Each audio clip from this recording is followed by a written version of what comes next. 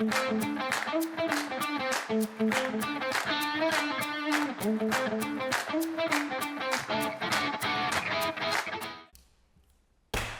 morning and welcome to the regular meeting of City Council on Tuesday, September 9th, 2025. Will the clerk please take the roll? Mr. Charlin. Here. Mr. Coghill. Ms. Gross. Here. Mr. Mosley. Mrs. Cale Smith. Here. Mrs. Strasburger. Here. Mrs. Warwick. Mr. Wilson. Here. Mr. Lavelle, President. Here. 7 members present. Thank you. May we now have a motion to waive the rules of council? So moved. All in favor say aye. Aye. The rules have been waived. I have a request for a moment of silence for 2 people when you're ready. Yes. Ready? I just wanted to offer a moment of silence for, we lost 2 firefighters from our area this past week, and it was Mo Mahoney, who's been around for a very long time, and the Hickey family. So I want to offer our condolences to them. And there was one other one, Becker, Mr. Becker, whose son is a firefighter, and they were also born and raised in Sheridan and lived partly in Banksville and from our area. So I want to offer our condolences to both the families, all the families involved, because they did so much for our area, not just as firefighters, but in volunteering and coaching and helping with the kids all over, and with different parades and stuff that they would. So I just want to offer our condolences to both families. If we can have a moment of silence for them when it's appropriate. Thank you. So for those who are able, please rise for the Pledge of Allegiance and then remain standing for a moment of silence in memory of our 2 lost fallen firefighters. Thank you. I pledge allegiance To the flag of the United States of America, and to the republic for which it stands, one nation, under God, indivisible, with liberty and justice for all.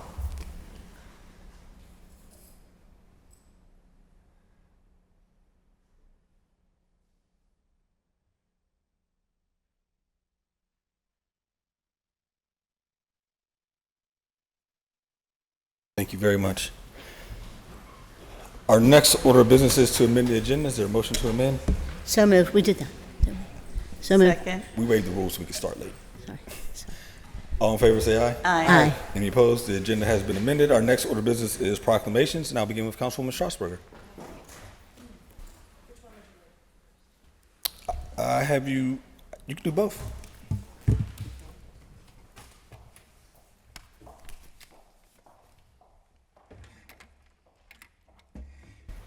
So if we could have everyone who's here for Love Your Library Month come up, please. And if we could have all the members on council who serve on the Carnegie Libraries Board as well. I know we have Councilman Gross, Council President, and I know we have Councilperson Warwick, who could very well be handling an emergency in her district this morning. All right, so we all love libraries, and it's officially, September is Love Your Library Month, the 10th annual, so we wanted to present our favorite library organizations with Love Your Library Month proclamations. With that, whereas libraries are vital community institutions that provide free and equitable access to information, resources, and opportunities for lifelong learning, and whereas for over a century, Carnegie Library of Pittsburgh has served as a cornerstone of knowledge, connection, and opportunity for residents of all ages. And whereas Love Your Library Month, now in its 10th year, is a county-wide celebration recognizing the profound impact of libraries across Allegheny County and encouraging patrons to give back through charitable support. And whereas since its founding, Love Your Library campaign has raised millions of dollars to strengthen and sustain library programs with gifts from residents directly benefiting their neighborhood libraries. And whereas Love Your Library will once again take place during the month of September 2025, and all donations made to Carnegie Library of Pittsburgh and any library in Allegheny County in September will be generously matched by the Jack Buncher Foundation. And whereas the 10th anniversary of Love Your Library Month is both a celebration of what has been achieved through a decade of generosity and a call to continue investing in the institutions that inform, inspire, and unite us. Now, therefore, be it resolved that the Council of the City of Pittsburgh honors Carnegie Library of Pittsburgh, its staff, and the countless residents who, through their support, ensure that libraries continue to thrive as inclusive and essential institutions for generations to come. Be it further resolved that the Council of the City of Pittsburgh does hereby recognize the month of September as Love Your Library Month in the City of Pittsburgh. I guess you're... May we have a motion to approve? All in favor, say aye. Aye. Sorry. Congratulations, congratulations. Thank you so much. There you go, please. Thank you. And after you would like to conclude some remarks, I'd also like to invite other council members who serve on the board to make some remarks. Please, Excellent, please. excellent. Thank you so much, Councilwoman Strasburger, and to everyone here on behalf of the amazing staff, the incredibly dedicated and committed trustees, so many of whom are here in this chamber this morning, and all of our neighbors. I thank you for this amazing recognition of the incredible, impactful, and positive impact that libraries truly have in our communities every day. At Carnegie Library of Pittsburgh, we have a vision, which is of a strong, interconnected community with the library at its heart that enables individual and collective achievement, access to knowledge, and a sense of joy and belonging. And thanks to all of you and thousands of our neighbors who come to the library every day, we are making that happen for ourselves and our neighbors in Pittsburgh. Thank you very much. Thank you. Sure. I'll quickly just simply say, we actually didn't realize we were giving you a proclamation today, but as we walked in the building together, me and Councilwoman Gross were actually talking about being board members of the library and how phenomenal of an organization you are and how much you are an anchor in our city. So thank you for all the tremendous work you do.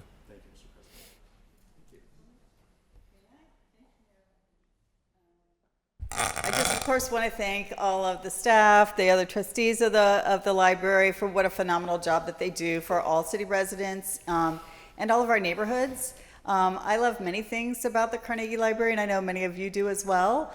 I appreciate recently that you partnered with the county to do the RAD passes. So for all of you out there, the kind of RAD assets that we have in the city, like the zoo, the aviary and other places, you can get in with your library card, which is phenomenal.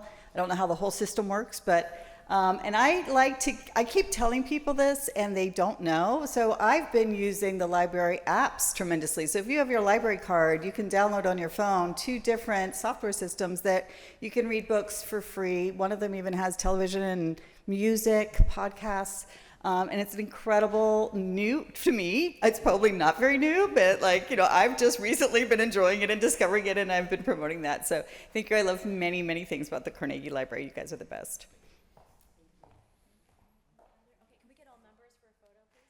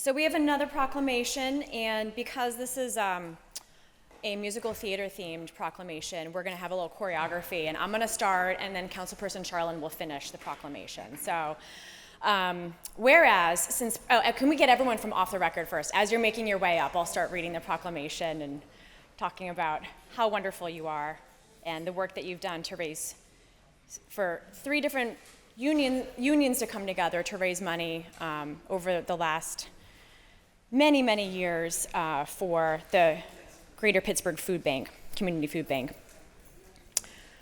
Whereas, since presenting its inaugural show on October 10th, 2001, the musical comedy stage production of Off the Record has raised nearly $800,000 to help our neighbors in need through Greater Pittsburgh Community Food Bank.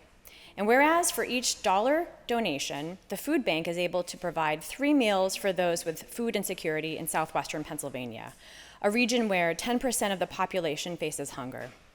And whereas the need to support organizations like the Greater Pittsburgh Community Food Bank continues to rise in the face of federal budget cuts and an uncertain economic future.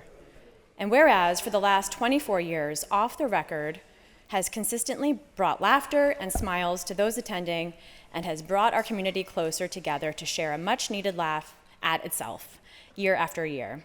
And whereas Off the Record is an all-union show presented through the collaboration of 3 local labor organizations, SAG-AFTRA Ohio Pittsburgh, the United Steelworkers, and the Newspaper Guild of Pittsburgh, CWA. And I was debating if I should dance on the side here. Wait, where did you? Okay, this one. Okay. yeah. All right. And whereas members of the union have regularly donated their time and talents each year to live up to the motto that the show must go on, and whereas even in 2020 and 2021, during the depths of the COVID-19 pandemic, Off the Record continues to provide laughter to our community and much-needed funds for the food bank by presenting online shows. And whereas the Off the Record show is almost exclusively a volunteer endeavor, the results of countless hours of work and thousands of dollars in donations of money and goods from Pittsburgh area residents, organizations, businesses, and community groups. And whereas on Thursday, October 16th, those volunteers and sponsors will present Off the Record 25, okay, Roman numerals, at the Byham Theater, the 25th edition of Off the Record show. And now therefore be it resolved, the members of the Pittsburgh City Council offer their heartfelt thanks and congratulations to all those involved with Off the Record since its inception on their 25th show, and for all of the efforts to make Pittsburgh a healthier place to live by providing food for those in need and by generating laughter and togetherness when we need them the most. And do you want to say this together? Oh wow. We're the last one here. Be it Be it further resolved that the Council of the City of Pittsburgh does hereby recognize Thursday, October 16th, 2025, to be Off the Record Day in the City of Pittsburgh. May we have a motion to approve? So moved. Second. All in favor, say aye. Aye. Congratulations. Congratulations.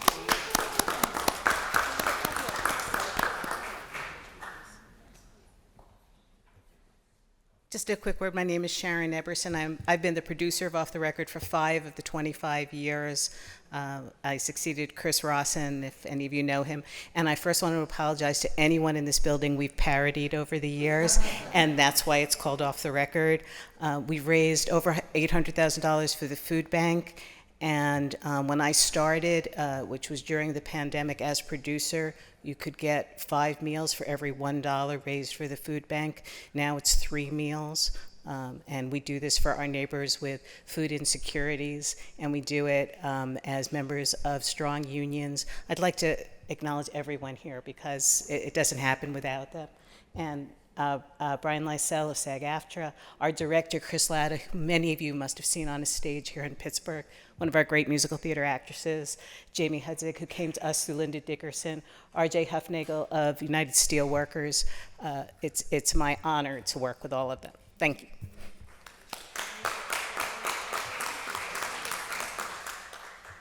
I just want to encourage you all to come and support the show. It's one night only, and it's Off the Record. So, like Sharon said, we apologize if we've poked fun at you before, but all for a good cause. But please consider coming this year if you haven't come, and bring a friend.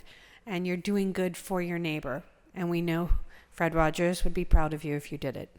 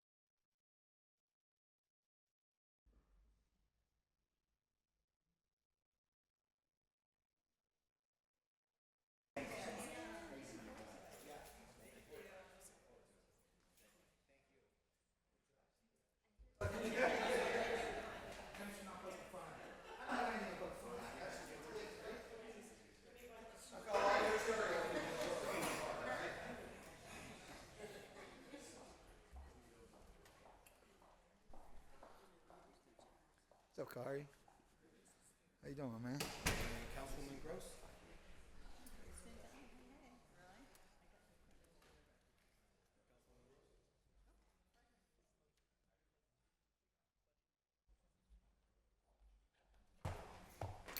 Okay, may we have everyone up front for Sunday? We are so fortunate to have so many amazing organizers for climate justice and our environment in the region who've done really critical work for making change for us all. Come on up. And come on in. Come on all the way in. You're going to do both of them in a row, so we don't have to go up and down? There's just one. Oh, there's I have 2 copies. Okay. No, you're right. Are there 2? Yeah, there's the House Bill 504 one, too. You're right. I'm going to read, since I have both, Mr. President, I have in front of me both a will of council and a proclamation. Do you mind if I write, Sure. Do we need the clerk to read the will of council? If Or- we can have her come up and read Okay. it after. Okay, so I'll start with the proclamation. Thanks for reminding me. We are here to celebrate and encourage the growth of solar and wind energy. So whereas solar and wind energy and the batteries to store their power when wind drops or the sun goes down are the fastest growing sources of energy in the world. Solar and wind energy are now the cheapest ways to produce power on planet Earth, providing clean energy to billions of people. Whereas America is the birthplace of solar energy, having seen the invention of the solar cell in 1954 at Bell Labs, and the birthplace as well of utility-scale wind with the 1940s wind turbine on Grandpa's Knob in Vermont. Whereas the solar and wind energy industries employ more than 400,000 Americans, with some of the most rapid employment growth in the country. Whereas solar and wind are proving to be key components of a reliable grid, especially in times of high demand and other stress on utilities. Now therefore be it resolved that the Council of the City of Pittsburgh does hereby declare that September 21st, 2025 shall be known as Sun Day in the City of Pittsburgh, and encourages its constituents on that day to engage in actions designed to highlight the fact that sun and wind are no longer quote-unquote alternative energy, but instead an obvious common sense choice in the City of Pittsburgh. Be it further resolved that the City Council asks that its local utility providers address the clogged quote-unquote interconnection queue that in so many cases slows utility scale projects. And be it further resolved that this is the will of the City Council of Pittsburgh, that all prudent actions be taken to speed the approval process for and otherwise encourage residential, solar, and wind projects. Maybe have a motion to approve? So moved. All in favor, say aye. Aye. Congratulations. Congratulations. Fantastic. We'll have comments from you all and introductions, and then I'll ask the clerk to come up for the will of council separately for that vote. That's our normal protocol. Okay. Okay. So come on, introduce yourselves and tell us what we need to know. So we're here from Third Act and Sierra Club, and want to thank the council for taking this action. It's kind of, Councilman Gross talked about how important solar and wind are, but it's really embarrassing when you realize that Pennsylvania's 49th in the country for putting in new renewable energy, and we get less than 1% of our energy from renewables. So there's a lot of work to be done, and really appreciate the council for taking this step. Do you want to do introductions, or how does anyone want to do it? Do you want to tell us? Anybody else have any comments? Anybody else want to say something? The microphone? Yeah. My name is Fred Crable from Point Breeze, and I came today in support of some fantastic bills that are at the state level trying to be passed. PRESS, 35% renewable energy, PACER, put a price on carbon pollution, RESET to speed up deployment of renewable energy, and community energy, which allows local developers to get access to the grid for community projects. These are really great bills, and we really want to thank City Council for supporting solar and showing that solar is supported by the City of Pittsburgh. That's from the Sierra Club, too. Do we have comments? Other members want to comment? I know, Councilwoman Strasburg, you've worked on this a great deal. I mean, I'm so glad that there are voices keeping us paying attention to what's happening in Harrisburg, because we can't do community solar. We can't, allow people to have the connection to this really beneficial form of energy for their homes, for their electric vehicles, or for whatever else they're powering without action in Harrisburg. So thanks for keeping us focusing them on that. Yeah, it's kind of amazing. New York can do this. New Jersey can do this. Maryland can do this. But we have a dome of confusion over Pennsylvania. Somehow we can't figure it out. And, we need to. Okay, actually makes me think I should just go ahead and read the will of council myself, if that's not If you would like. problematic. Okay, so I'm going to read this because we do actually want to encourage several bills that are in committee in Harrisburg, and we want Harrisburg to move on them. And so this is the will of council to address, no, I've mixed them up. I think I gave you that one. Are they both the proclamations? Yeah, we didn't. Tom said we had a will of council for today. Okay, no, the clerk's going to read that, so we're just doing it. Okay. Thank you. Okay, no, and we're deeply confused. The will of council will be at the end of the agenda? It'll be after the two to get read into the record. Okay, Two thank more you. Appreciate it. proclamations. Okay. Do we want to have members up for a photo? I appreciate but I know we're trying to keep this moving.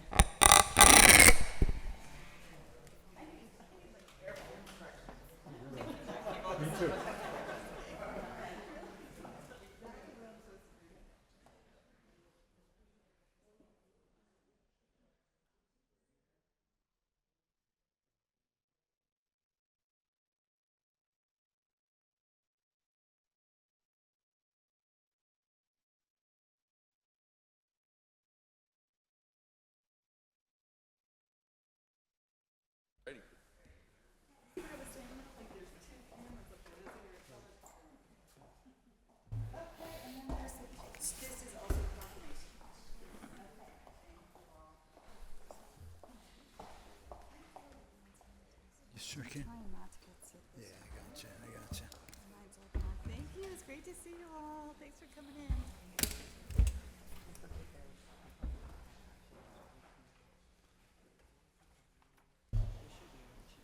Okay. And we have two proclamations to be read into the record.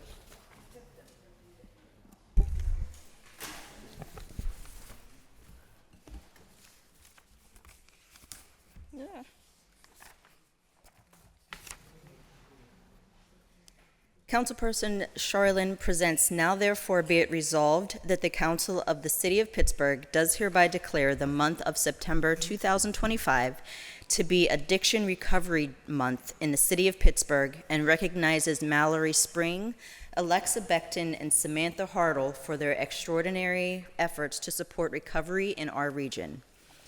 Council Member Cale Smith presents, be it further resolved that the Council of the City of Pittsburgh does hereby declare Saturday, September 13th, 2025, to be the late Edward and Anna Belante Dunlap Day in the City of Pittsburgh. May we have a motion to approve? So moved. Second. All in favor, say aye. Aye. Both proclamations have been approved. Next is our will of council. Councilwoman Gross, do you want it read in its entirety or the latter? You can just do the title. Thank you. I appreciate it.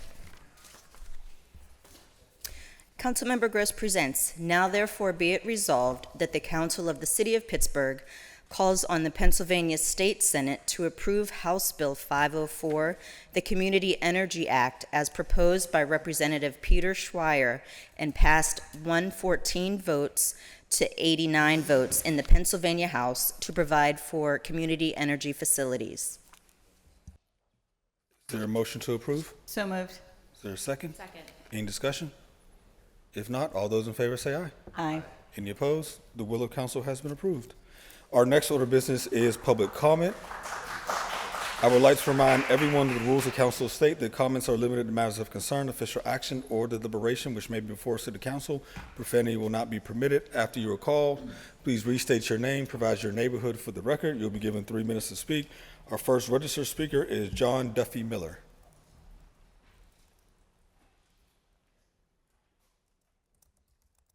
Good morning. Can I be heard? Or can you hear me? Yes, we can. Okay, thank you. I wanted to bring up, I had concerns over, in general, the things that are going on in DC and Chicago with federal, troops and control being coming in. If that was a concern or something we needed to prepare for within the city. But I also wanted to ask specifically about Bloomfield and if there was any kind of attention being paid to the businesses that are moving in. We now have 5 of those late night massage parlors, 2 vape shops, and now a 24-hour gambling establishment. My concern over these is not the legality that the Bloomfield Alliance told me that was not a problem. It's what it attracts, the underlying feature that people know comes from a lot of these massage places. I shouldn't say that these ones definitely do, but they're often involved in human trafficking. And is a 24-hour gambling machine place really the type of thing we want to invite into Bloomfield after the uptick in positivity that was brought in based on Lawrenceville's improvements and the Children's Hospital moving in? It seems like we're moving backwards. So I just want to at least express my concern and ask, if there was anything that was known or being done or even paid attention to about it. Thank you. Thank you very much. Our next registered speaker is Ryan Clarkson, whom I do not see online. Is Ryan Clarkson with us? If not, our next speaker is Dr. Ronald Lynn Miller.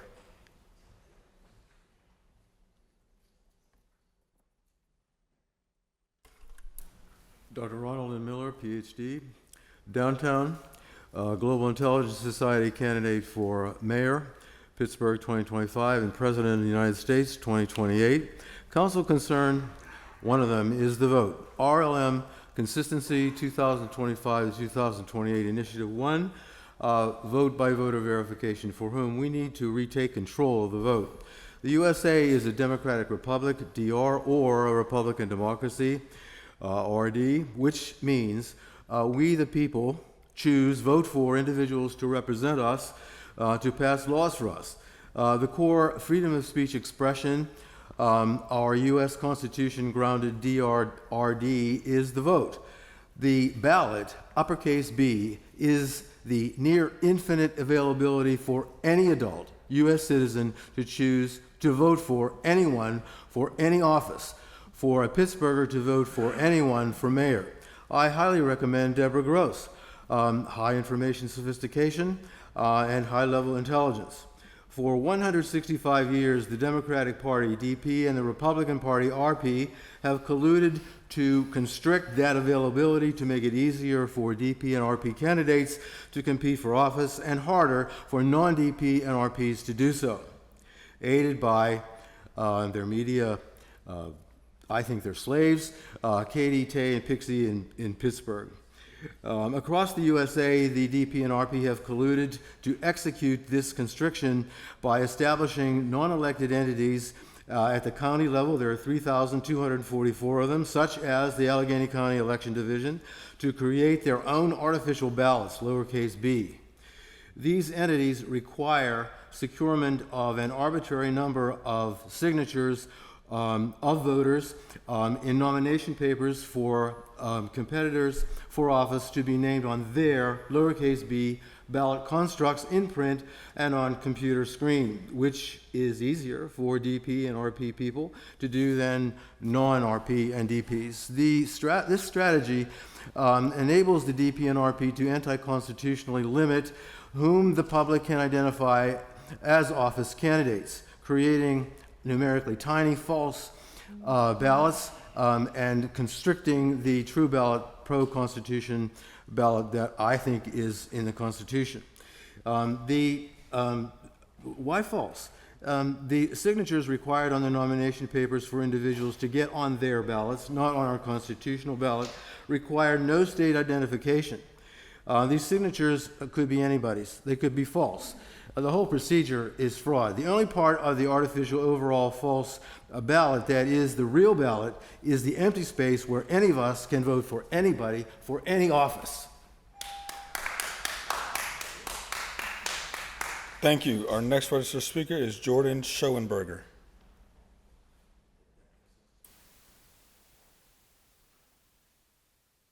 Hi, can you hear me? Yes, we can. Wonderful. My name is Jordan Schoenberger. I'm Executive Director of Abiding Missions and a multi-year recipient of Stop the Violence funds. I wanted to speak to show support for the funds as being presented to council. I understand process concerns that some council members have, but I do want to encourage council members to vote to be able to release the funds to the organizations as selected by the committee. I can speak on behalf of Biden Missions that we will continue to use the funds effectively, use the funds, and on behalf of the folks of our community here in Allentown and South Pittsburgh, to the best of our abilities, we will report, we will provide any sort of oversight, whatever the council requires for these funds. We are more than willing to work with that, as I'm sure other organizations are as well. We are working on the ground. We are working with the folks in our neighborhoods in a close and relationship-based manner to meet the needs of those around us in a way that I feel is effective, and I think the results that we have shown to council over the last couple of years are effective as well. So just wanted to show support for that. I appreciate council for the discussion and appreciate council moving forward with this. Thank you. Thank you. Our next registered speaker is Chris Kurt.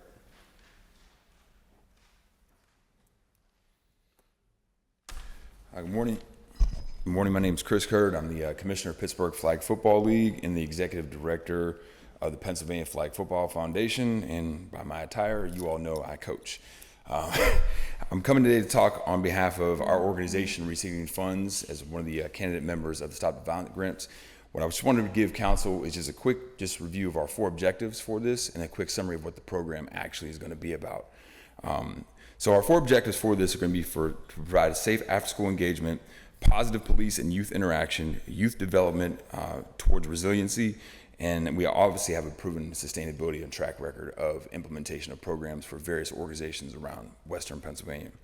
Our program is focused around violence prevention by attracting more youth individuals to recreation centers from the city of Pittsburgh. Children ages 8 to 14 will have access to structured after-school flag football programming at city recreation centers during the critical hours when youth violence most often occurs.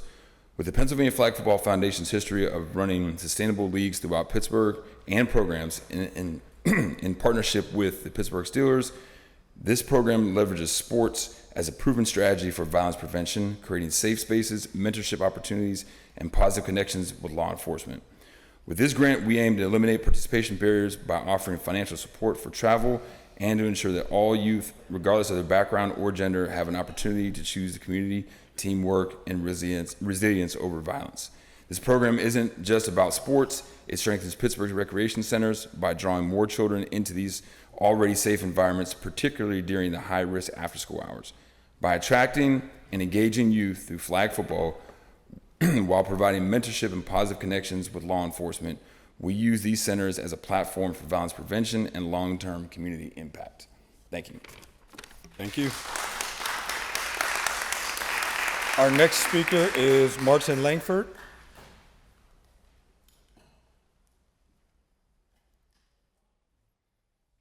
I'm Martin Langford, President of Westside Mustang Youth Athletic Association. I'm here because it was questioned of our grant for Stop the Violence Prevention grant.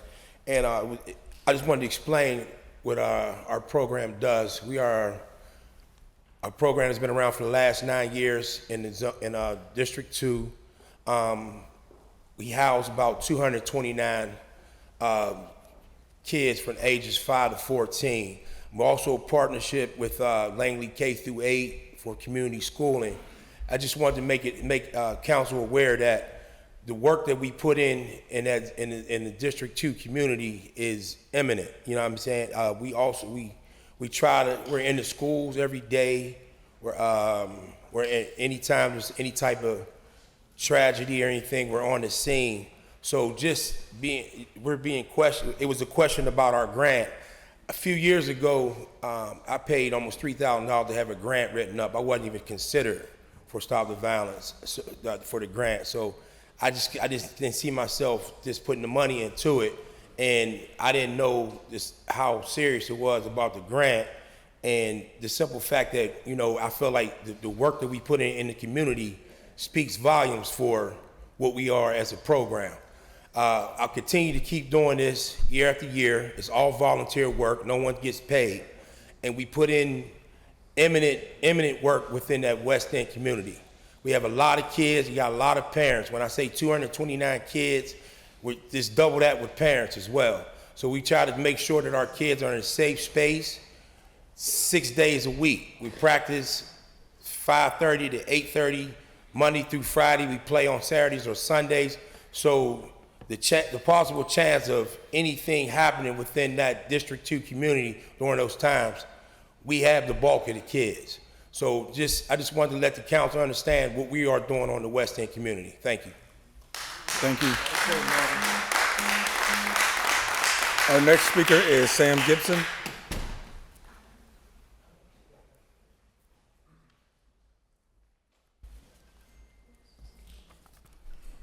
Good morning, Council.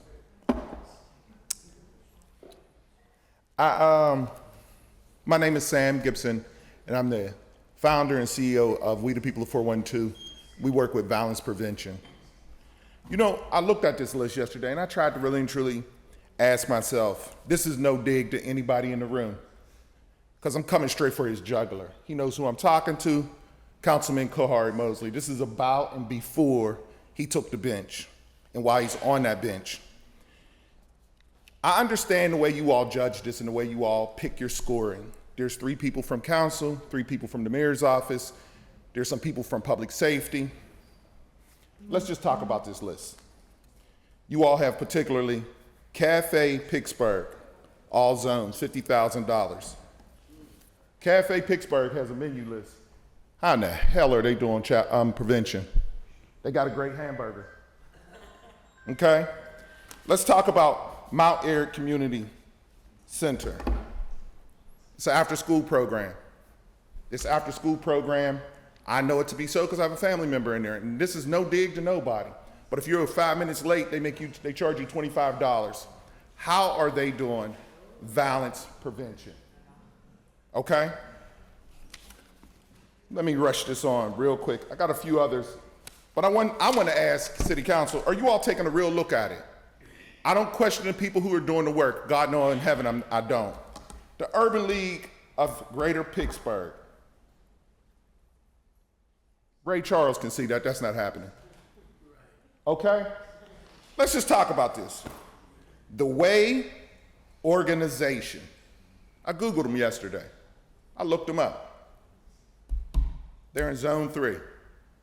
Is this a payback, y'all? Or what? I mean, come on, y'all. Every single day, there's a lot of people. I got one more, and it's going to make the room upset. Every day we work, and we tirelessly work, 10 to 10. My organization, I'm not going to speak for no one else. My organization worked 10 to 10. Are you all considering even reaching out? Because some of us is doing the work, and some of us, like the gentleman said to Coach, we don't have the time to really, we're out on the 10 toes down on the ground every single day making this happen.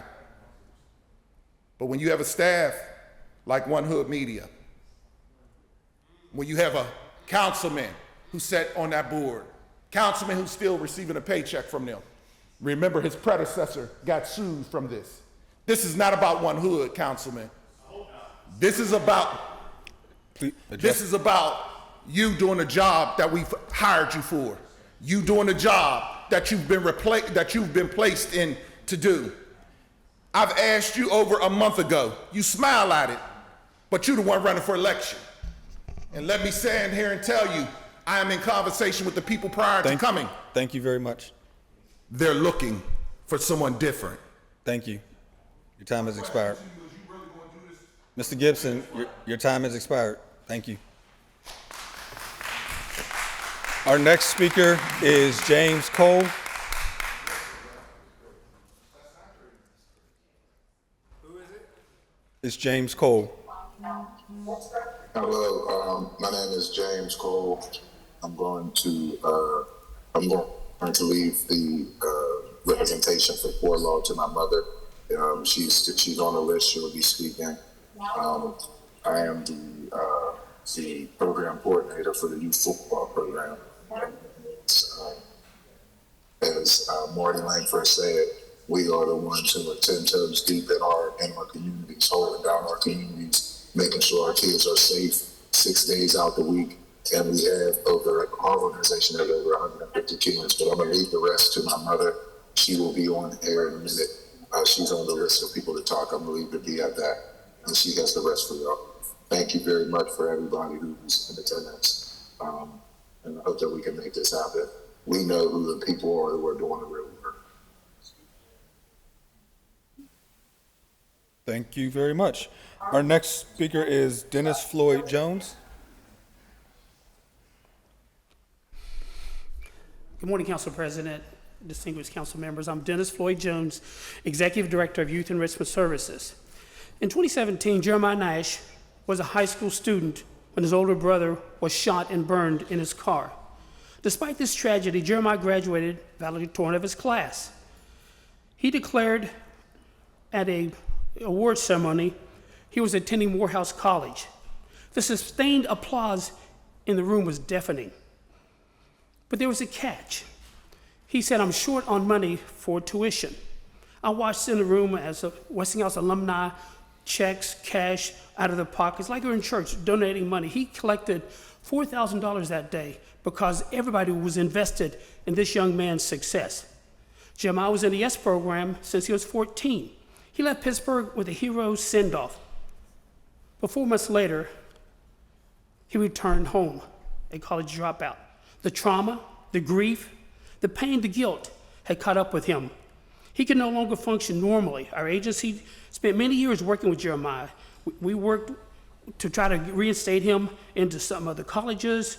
We paid tuition, provided mentoring, even hired him through a donor's gift to give him purpose. But the weight of the trauma never lifted. We needed a professional counselor. Research from the Surgeon General's office in 2024 confirms what we witnessed.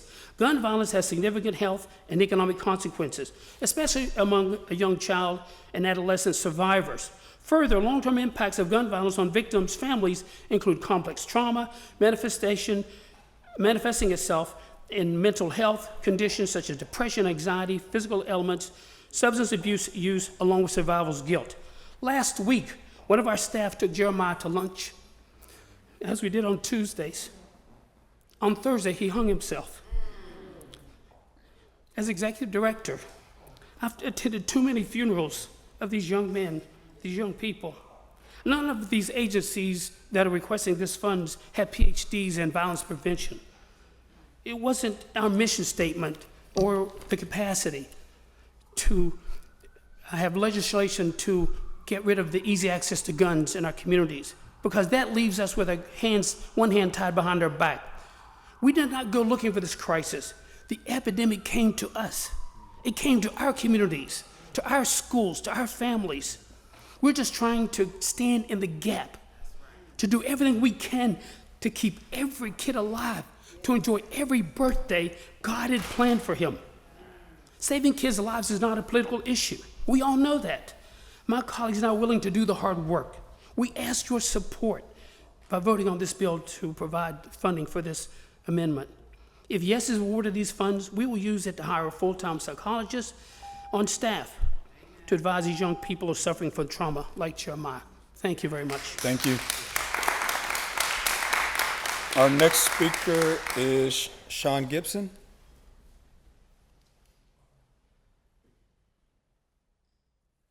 I don't see him in line. Our next speaker is Dennis Floyd Jones.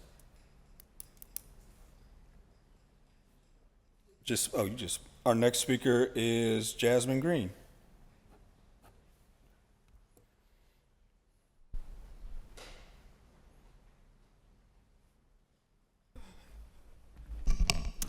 Good morning. My name is Jasmine Green, and I'm the creative director for One Hood Media.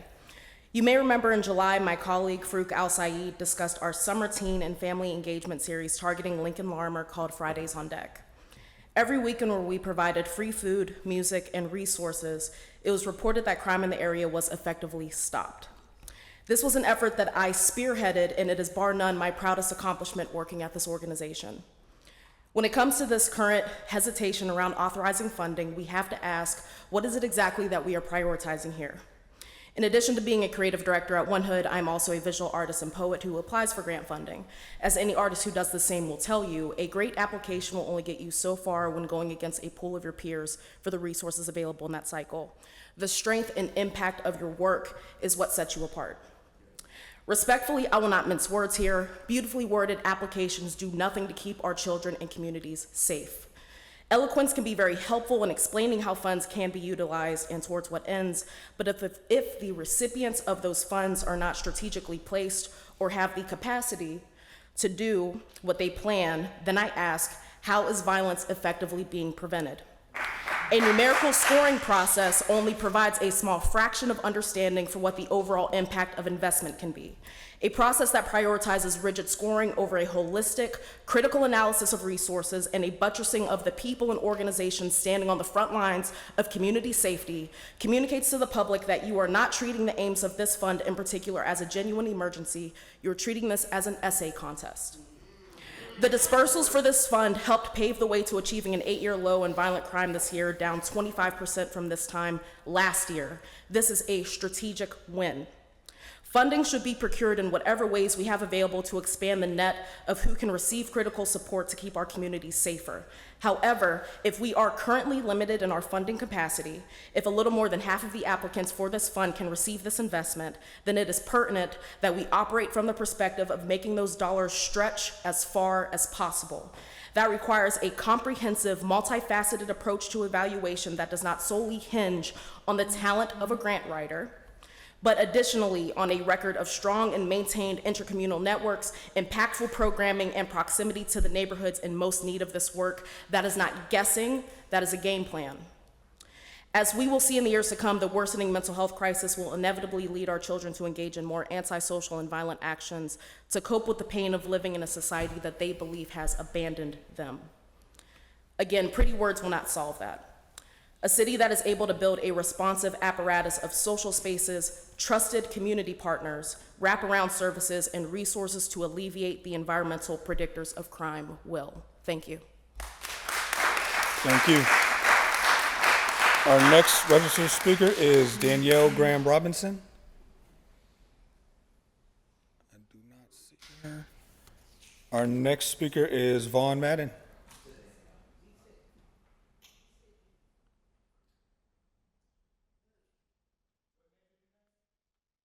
Danielle Graham Robinson, and then Mr. Madden. Good morning, Council. First, I want to say thank y'all for giving me the opportunity to come up here and speak. I'm here representing a program called 210 Speed and Agility, and I just want to just talk about the impact that it had on me as a young man coming up in Belts Hoover on the south side, when I was constantly getting in trouble, constantly just losing my way. Dwayne Brown had pulled me to the side when I was transitioning from high school and didn't have too much going on for myself. So with his program, it's been, as you see, I'm an older man now. The program been around for over 20 years, and me being allowed to participate in this program, it pushed me through college. And when I was able to go to college, it was because of Dwayne. I have my college degree from Clarion University, and I had to do an internship. I did that internship with 210s. He wrote the recommendations, and then through his leadership and program, he had a program that allowed young men to create programs through his program, which Shadow Student Athlete Development Service was birthed out of there. The AIM initiative was birthed out of 210s, and Camp Fund was birthed out of 210s. So when we're looking at writing these grants and people are looking for money, a lot of people may not know 210s as that whole, but when you see other programs, these programs was birthed out of 210s. And Mr. Dwayne is very humble, doesn't speak much, people don't know he exists outside of his network, but I just want to make sure that as this decisions come up, that we look at people like myself. Without this program, I wouldn't exist. the programs that people fund through years for 14 years that I've been the president and CEO of Shannon Student Athlete wouldn't exist. So I just want to encourage you all to look at his program and make sure that we get some funding for it. Thank you. Thank you. Our next speaker is Sandra Cole.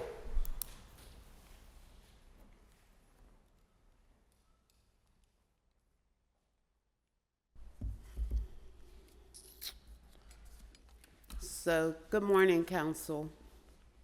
So I'm here to say today and talk about the violent prevention money.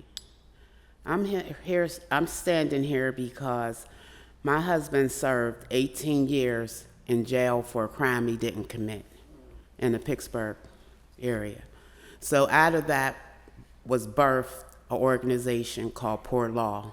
It stands for People of Origin Rightfully Loved and Wanted. And a lot of work that we do, this grant was built around community safety and engagement. So what we would like to do is create safe houses out in our community so that if someone is in trouble, they're able to go to one of the safe houses out in our community. We do youth engagement and prevention, which is an after-school program that we get at-risk youth to come every day. A lot of these children, they eat at 10, 11 o'clock in the morning. They don't eat again until they come to our program. So I wanted y'all to take all this in consideration. We're facing homelessness with the youth in our community, okay? So that's part of the safe houses so that they can have somewhere to go, okay? So when we come up here for this violence prevention money, I want to say first and foremost, it's not enough, okay? It's not enough. The money that we're getting and we're asking for, that don't even really pay for our staff, okay? So a lot of this work that we are doing is volunteer work, to be totally honest, because the money that we are getting, we are putting in the program. That's what we're doing with it. The overdose out in our community are very high. So we have Narcan. We teach our youth how to use the Narcan. We feed our youth every day after school. And we may even send them home with food because we don't know if their siblings are even eating. So I want y'all to take in consideration all the hard work, because it is. It is. It's really hard trying to raise a community, feed a community.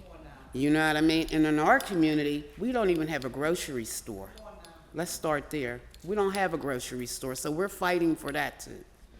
So if we come again and we're asked the money for a grocery store, please take that in consideration because we don't have that in our community. We have these 4 mom and pop stores out there that is getting rich off of us because they're going to Sam's Club buying the boxes of 4 DiGiorno pizzas, and then they come in our community and sell them individually for $15. Thank you, Ms. Cole. Okay? That's my time. I hope y'all heard me, and I hope that y'all continue to fund this program. Thank you. you. Our next registered speaker is Alexander Payton.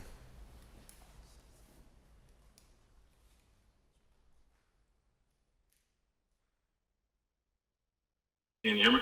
Yes, we can. Yep, so Alexander Payton, Garfield,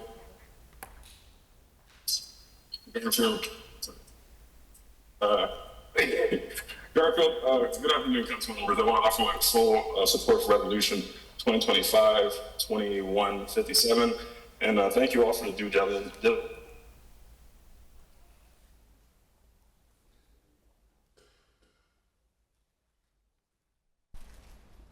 I appreciate the efforts being made to ensure decisions are transparent, expectations are clear, and the reasoning behind allocations is understood. That helps protect the credibility of the work that keeps us from following in cycles where good efforts get torn down due to confusion or mistrust. We've seen that happen before, and it distracts from the progress. We are proud to support this work. and to continue building programs that strengthen community support systems for men, women, and youth across our neighborhoods. Whether it's mental health, peer support groups, youth empowerment, or economic resilience, these programs matter, and we believe these funds are making a real difference. So thank you again for making space for this and holding this process with integrity and for continuing to move things forward. You've all done good work to get to this point, and we're looking forward to the release of the funds and things moving forward. Thank you. Thank you. Our next speaker is Ikahana Haumaukina.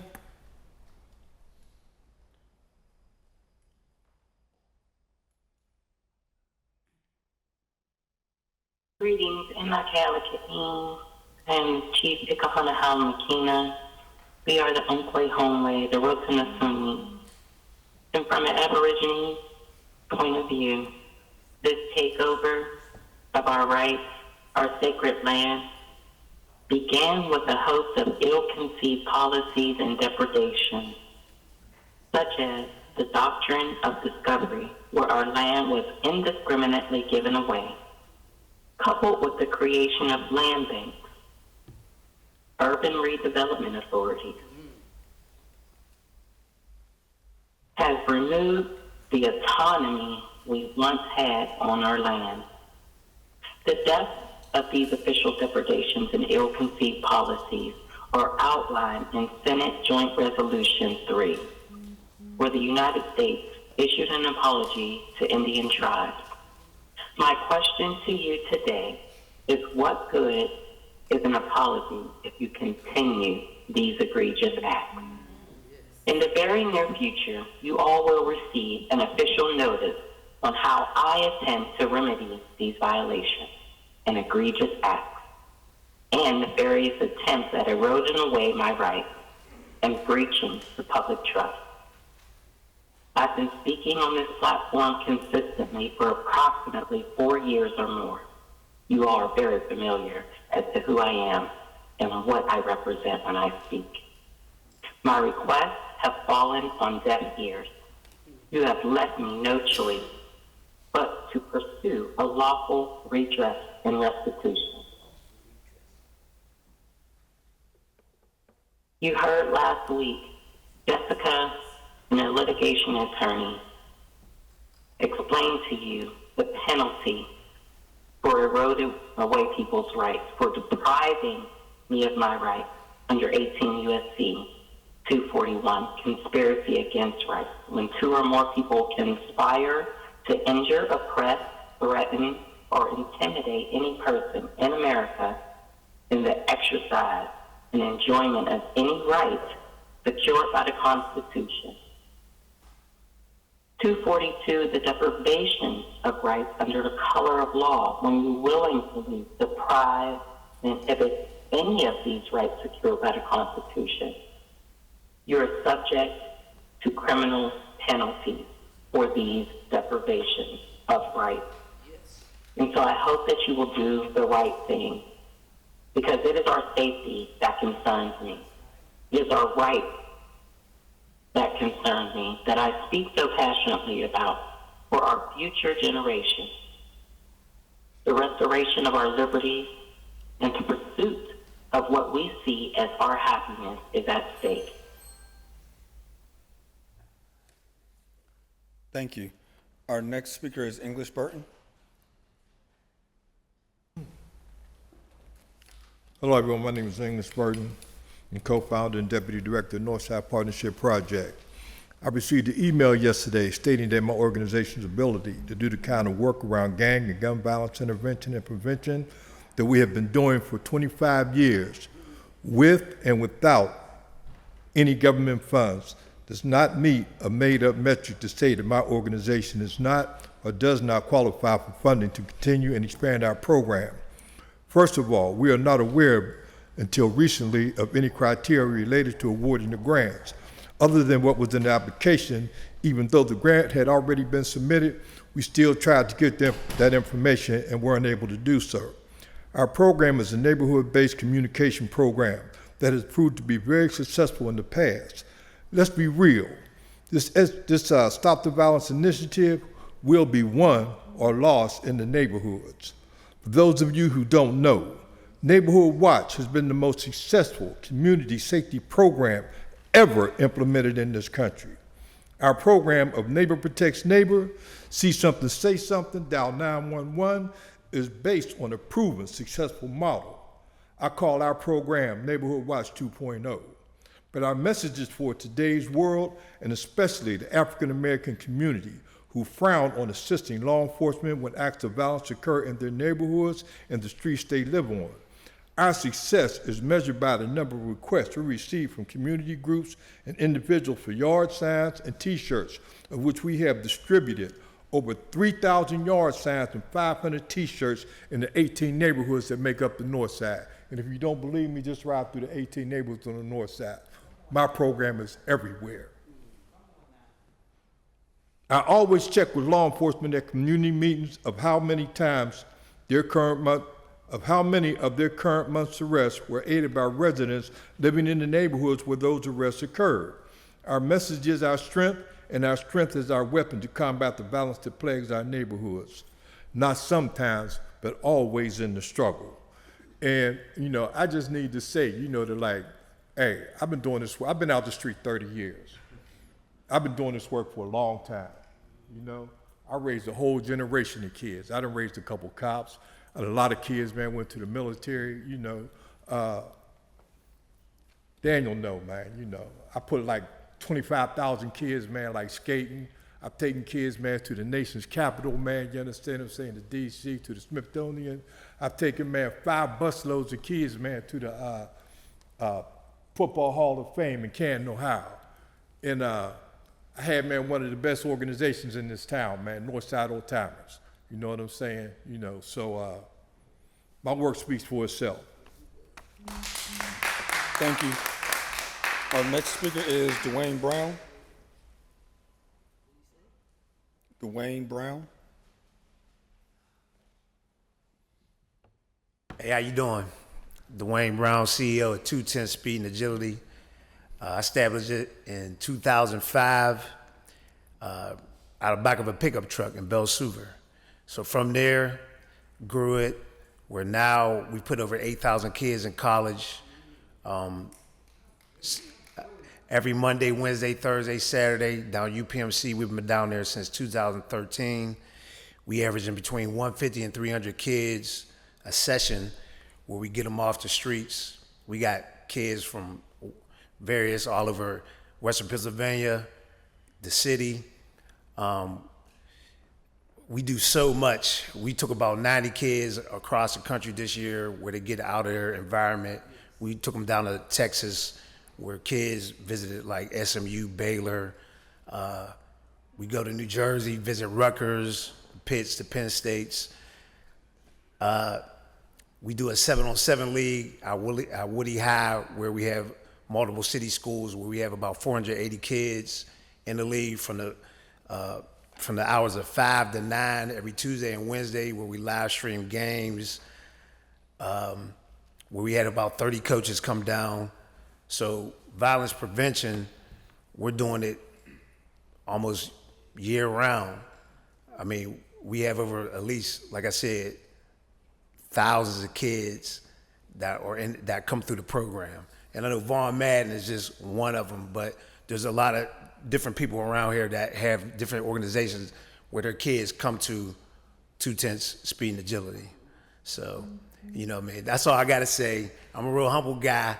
People really don't know who I am. I'm like a ghost sometimes, but, I got the call to come down and speak. So just wanted to express my feelings about it. Thank you. Thank you. Our last registered speaker is Javon F. Brown.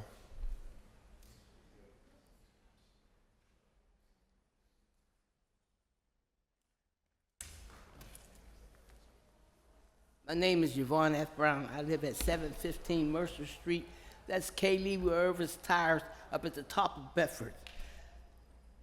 I came today because yesterday, when I came back into the building, there was the paramedics in the fire department. Well, they had a resident, Robin. It's one of the ladies I brought down.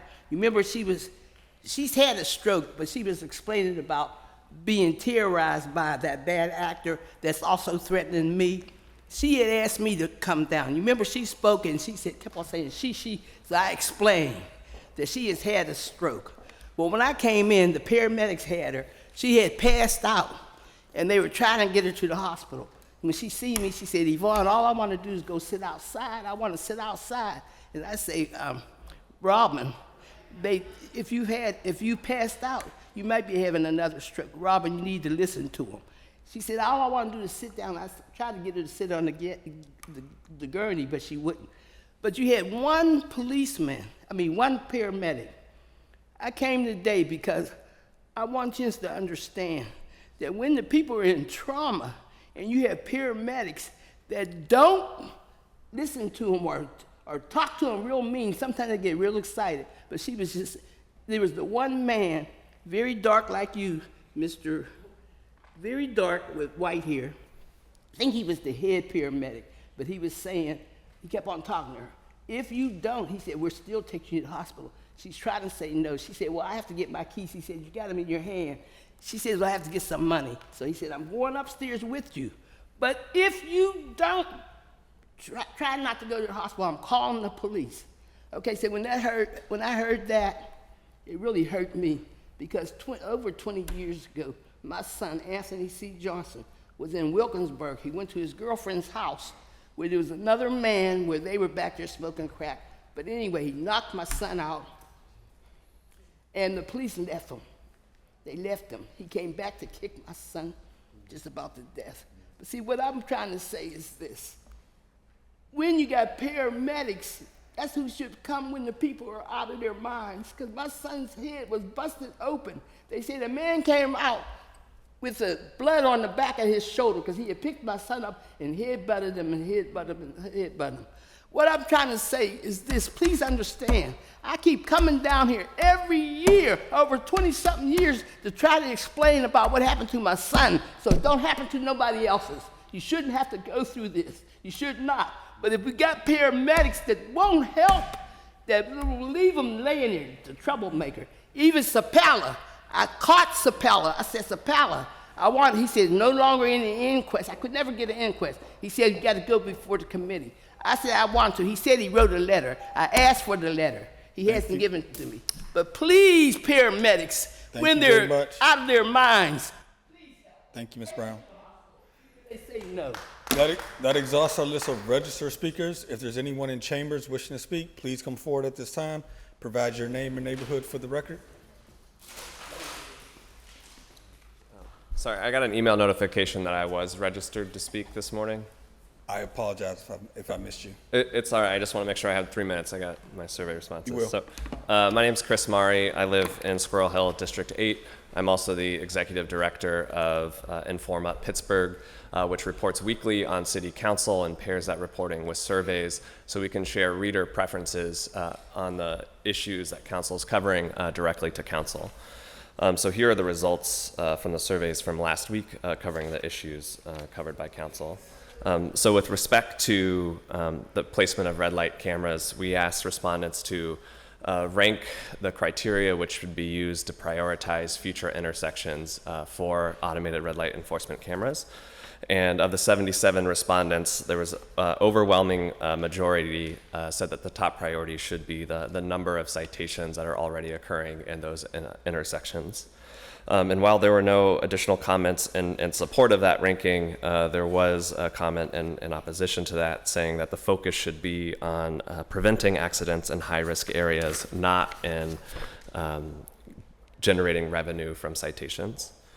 With respect to the Stop the Violence grant funds, 29 of 49 respondents agreed or strongly agreed that community organizations who do not meet all of the eligibility criteria should be allowed to receive funding if they are the only organizations to meet the needs of a community.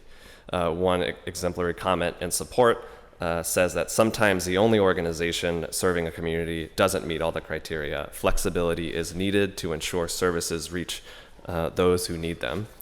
And in opposition, one comment was, eligibility criteria exist for a reason. Organizations should meet them to receive funding, ensuring accountability and proper use of taxpayer money. With respect to the additional funding for the fire station, to remove it from the floodplain. 30 of 47 respondents said that it was a higher priority to invest in the adequate maintenance of our aging emergency vehicle fleet as a higher priority than the funding of the new fire station.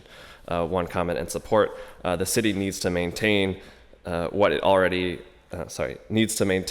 we already have before taking on new projects or responsibilities. And finally, regards to making the Oakland DIY a city park. 34 out of 49 respondents supported that or strongly in support. And one exemplar comment in the support: I feel like having it be a city park where the upkeep is handled by the city will result in a better facility and experience for the people who use it. In opposition, regarding the state park, the city can't even adequately maintain the parks it already has. Let Oakland continue to manage it themselves with support from local businesses, foundations, etc. Thank you. Thank you. Next speaker, please. My name is Farouk Al-Saeed. I'm the Director of Education at One Hood Media. Hi, good morning. I know last time I was here might not have been the greatest introduction. And I think some of you are thinking I'm going to come up here and start moonwalking again, but that's not the case. I've had a good couple of conversations with a few members of council since the last time we spoke around the Stop the Violence meeting, and I'm here with a cautionary tale, more so about what can happen. Right now, we are at the precipice of a new leadership locally, and we are looking at what's currently happening nationally, where Democratic leadership is being targeted across the country. And the funding aspect of it has been what's called into question.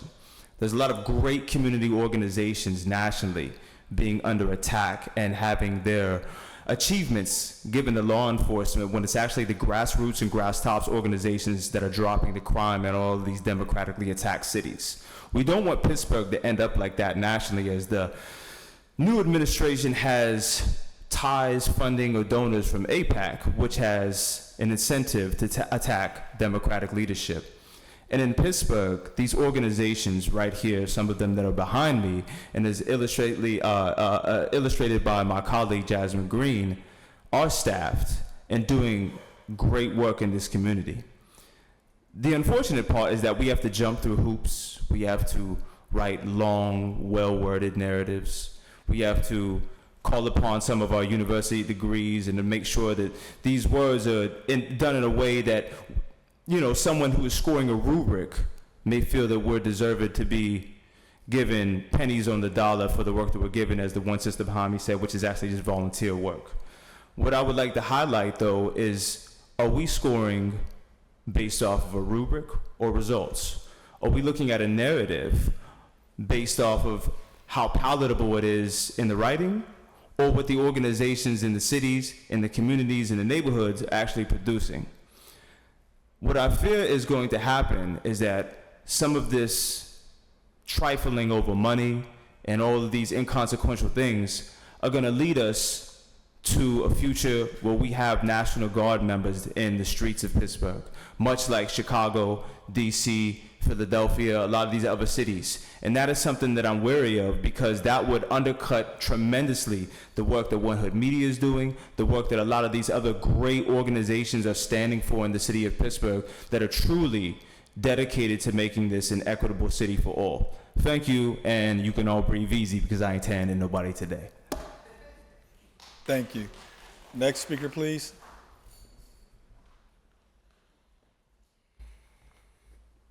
Good morning, Council. Raymond Robinson, resident of Brighton Heights. I work with the Homewood Children's Village, recipient of past Stop the Violence funds. I'm here to support the resolution authorizing payment from the Stop the Violence Fund to the selected organizations. I also want to publicly commend the organizations that have received this funds, many of whom you've heard and spoken from today.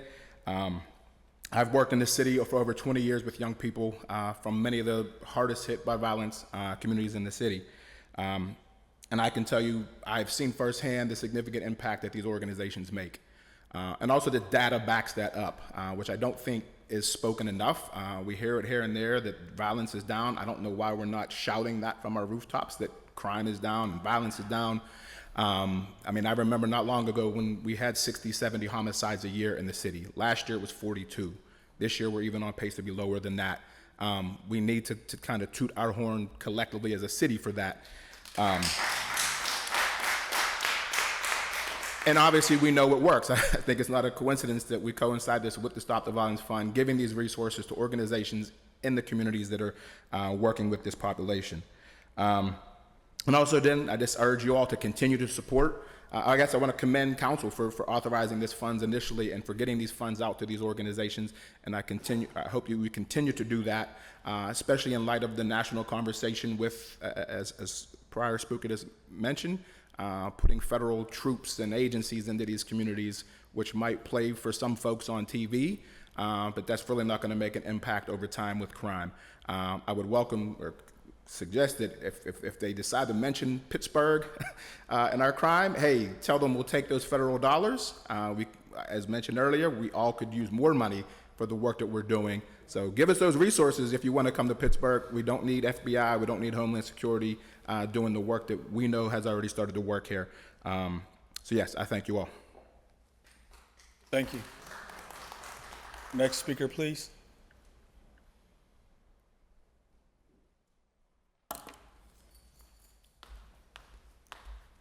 Hello, my name is Miracle Jones. I am the Director of Policy Advocacy at One Hood Media. I live in Allentown. September is also Suicide Awareness Month. Black youth have the highest rate of increasing suicides, mostly black boys with guns. You heard Dr. Floyd talk about Jeremiah, and I just want to raise that tonight at the Northway Hub is his legacy meeting. His service is going to be Wednesday, tomorrow at Covenant Church at 5 p.m. His homegoing service is going to be Thursday at 10 a.m. at Covenant Church, and Friday at 7 p.m. at the George Kipple Stadium is going away, and then his kickback banquet is Saturday from 3 to 8 p.m. He was someone that a lot of us supported, a lot of us loved, a lot of us are proud of, and if you know any young black men in Pittsburgh, please reach out to them, because this is something that is breaking everyone's hearts right now.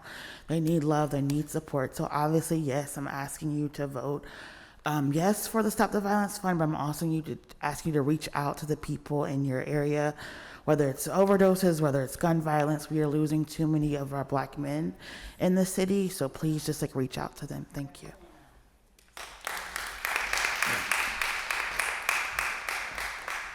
Good morning. My name is Dr. Tysana Jones. I'm just here to quickly express my support for the proposed changes for the Stop the Violence funds. I'm also just really concerned about that our current processes don't take in consideration the capacity of our organizations who are historically underfunded. The folks who are doing the work are doing the work, many times taking from their own families to make sure that other families are taken care of. And Black lives are worth more than just volunteer. We actually need to feed our families and take care of our homes. And it's not fair the way that historically we've been funded for these organizations. They're doing great work, have been doing great work. And so much of what our work is doing, whether we're in the field, on the ground, we're doing preventative. If we're in the classrooms like myself, we're doing preventative. We're making sure this ecosystem is strong and right and tight. We have to do better. And right now that is not happening. The proposed changes are actually attempting to make a difference for the people who are doing the work. Let's do the right thing. Let's make this happen. Thank you. Thank you. Next speaker.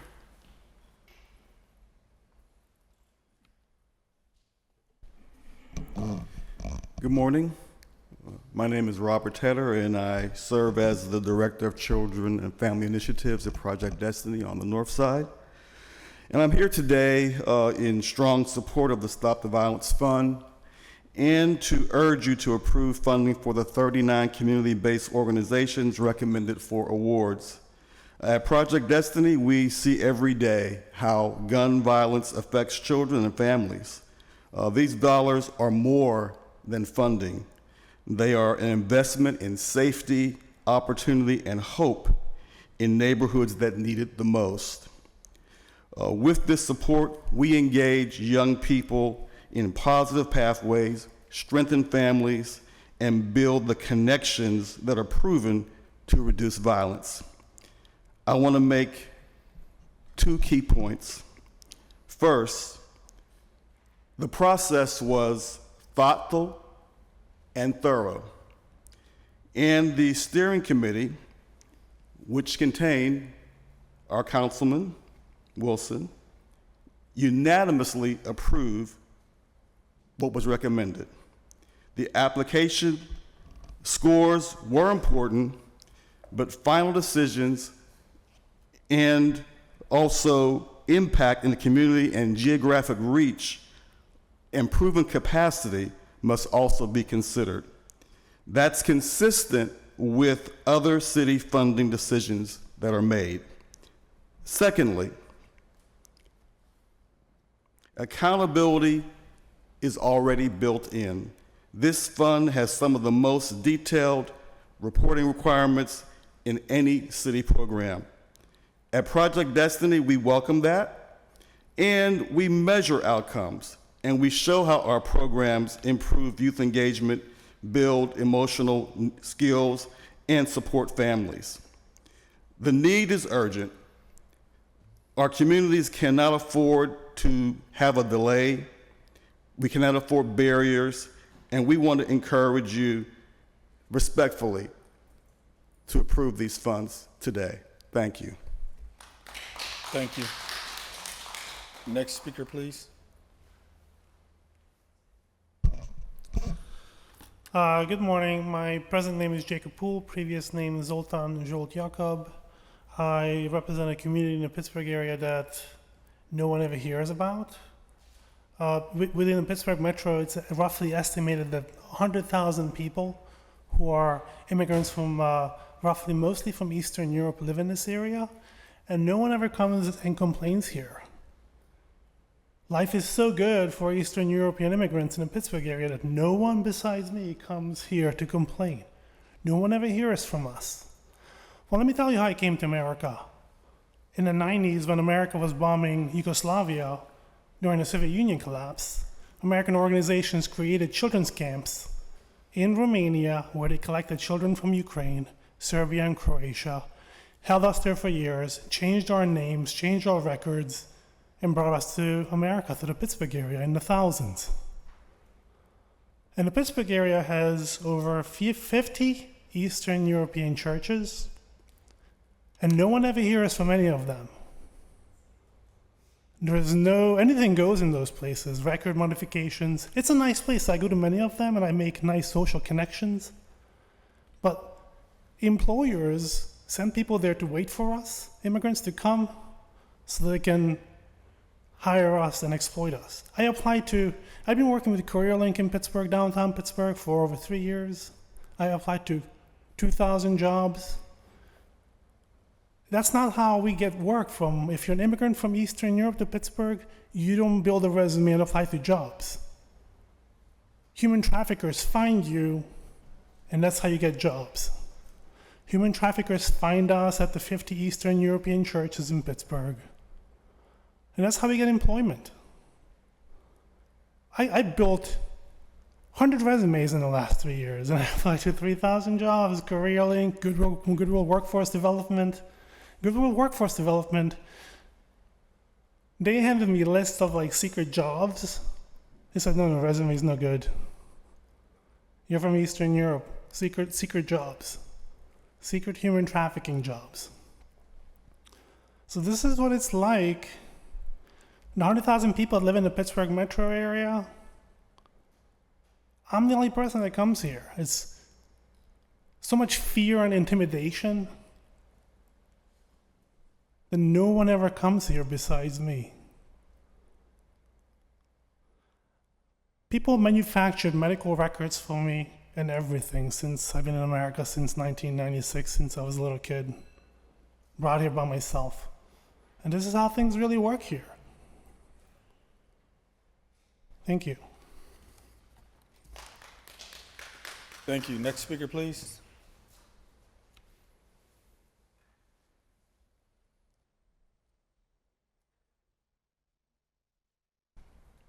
Good morning. My name is David Tessitore. I'm a resident of Banksville, District 2. And the theme, of course, today appears mainly to be about the prevention of violence. As a 20-year plus active participant with the Black Political Empowerment Project and an early involved individual with its Coalition Against Violence starting in 2007, I fully appreciate that more needs to be done, and would also point out that the Coalition Against Violence is not one of the applicants for the funding. It did not apply. It has separate funding. Fortunately, it's able to do that. But what I see here, since my way of approaching issues is to look at things structurally, having seen how you on council have, by previous councils and previous mayors, have had eroded your ability structurally to administer much of what we need in this city. I look at what we're doing here. It seems to me that while all of these that have spoken, and probably some who haven't come are well deserving, that there needs to be more of a coordinating effort done through the administration rather than just having a director or assistant director, but staff that are more capable of getting out to provide better assistance. There needs to be more money put to that. But again, it's a structural situation that needs to help get that out there, help get that coordination happening, get the coverage where it isn't happening. Coalition Against Violence has been actively working with communities and schools throughout the region, not just within the city of Pittsburgh. Early on, we put together a booklet of many strategies. We were supported by the University of Pittsburgh and a number of other entities to help that move forward. Is it enough? Nothing's enough. There's always need for more. There's also efforts in surrounding communities outside the city of Pittsburgh, which should join into this. I know in Wilkinsburg, there's some strong things being done. So I hope to be speaking on more issues of how we can address things, how you as on council can address things structurally in the coming weeks. I expect to be here at each meeting to do so. So I, again, appreciate the efforts of everybody who's been involved, and I hope we can do more in the future. Thank you. Thank you. Next speaker, please. Next speaker, please. Seeing no further speakers, we'll turn to the presentation of papers, beginning with Councilman Charlin, Chair of Human Resources. No new papers, Mr. President. Thank you. Councilman Coghill, Chair of Public Safety and Wellness. No new papers, Mr. President. Thank you. Councilwoman Gross, Chair of Innovation, Performance, Asset Management, and Technology. Thank you, Mr. President.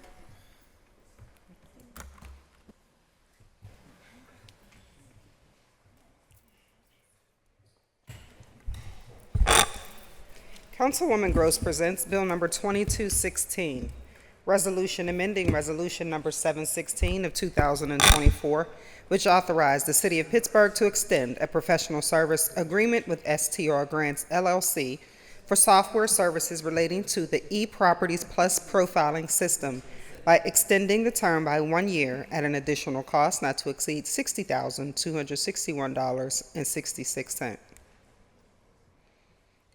And Councilman Mosley, Chair of Intergovernmental Educational Affairs. Thank you, Mr. President. Thank you.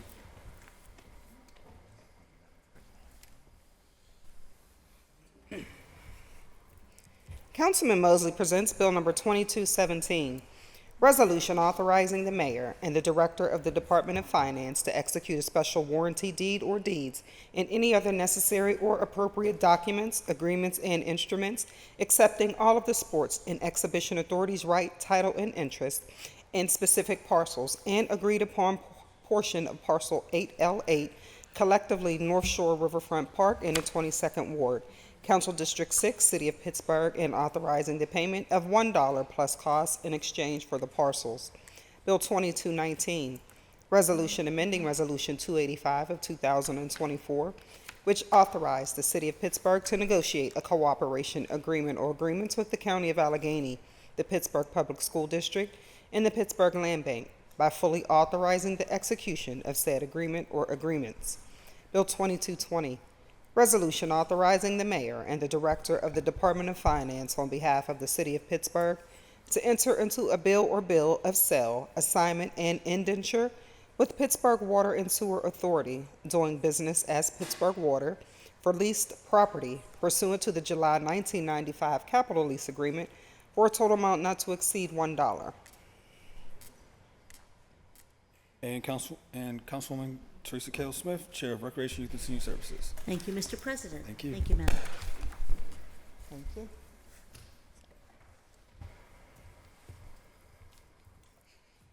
Councilwoman Cale Smith presents Bill number 2223, resolution expressing the City of Pittsburgh's support and endorsement of the Pennsylvania Commission for the United States Semi-Quincentennial through its initiative, America 250 PA.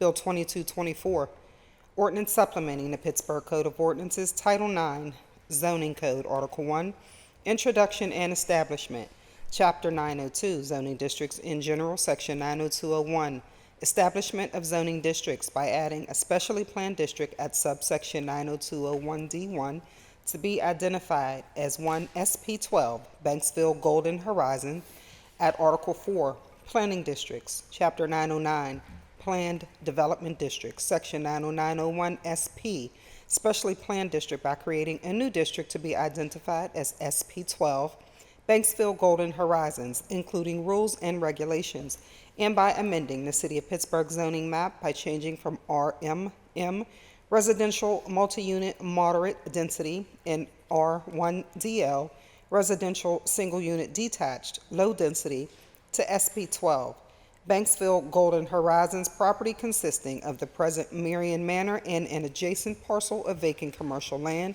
bisected by Greensboro Lane, all located in the 20th Ward. And Councilwoman Strasburger, Chair of Finance and Law. Thank you, Mr. President.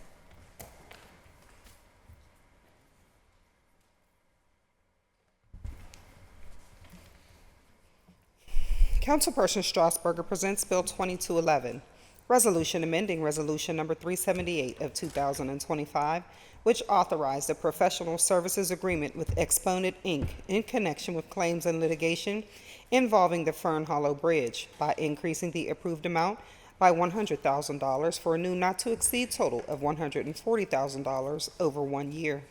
Bill 2212, resolution amending Resolution 419 of 2025, which authorized the mayor and the city solicitor to enter into a professional services agreement with Artex Risk Consultants for insurance consulting services by updating the legal vendor name to Risk International Holdings, LLC, at no additional term or cost to the city. Bill 2213, resolution authorizing the mayor and the city solicitor to enter into a professional service agreement or agreements and amendments thereto with Bernstein Berkeley PC for legal consulting services in connection with bankruptcy collection, litigation, and related matters for an amount not to exceed $125,000 over 1 year. And Bill 2218, resolution authorizing the mayor and the director of finance to enter into, on behalf of the city of Pittsburgh, a lease agreement or agreements with New Singular Wireless PCS LLC to utilize a portion of that certain city-owned building located at 822 Crucible Street, 20th Ward, 2nd Council District, for the purpose of placing and maintaining telecommunications equipment at no cost to the city. And Councilwoman Warwick, Chair of Public Works and Infrastructure.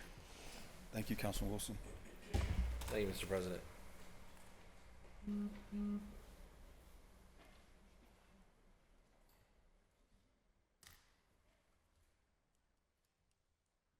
Councilwoman Warwick presents Bill number 2221, resolution amending Resolution number 386, effective June 19, 2019, entitled Authorizing the Mayor and the Director of the Department of Public Works to enter into an agreement or agreements or the use of existing agreements between the City of Pittsburgh and Pashak Plus MTR for the professional landscape architectural services for Southside Park Phase 1 design, cost not to exceed $461,220 by increasing the total allocation by the amount of $116,000 $835.82 for a new total of $578,055.82.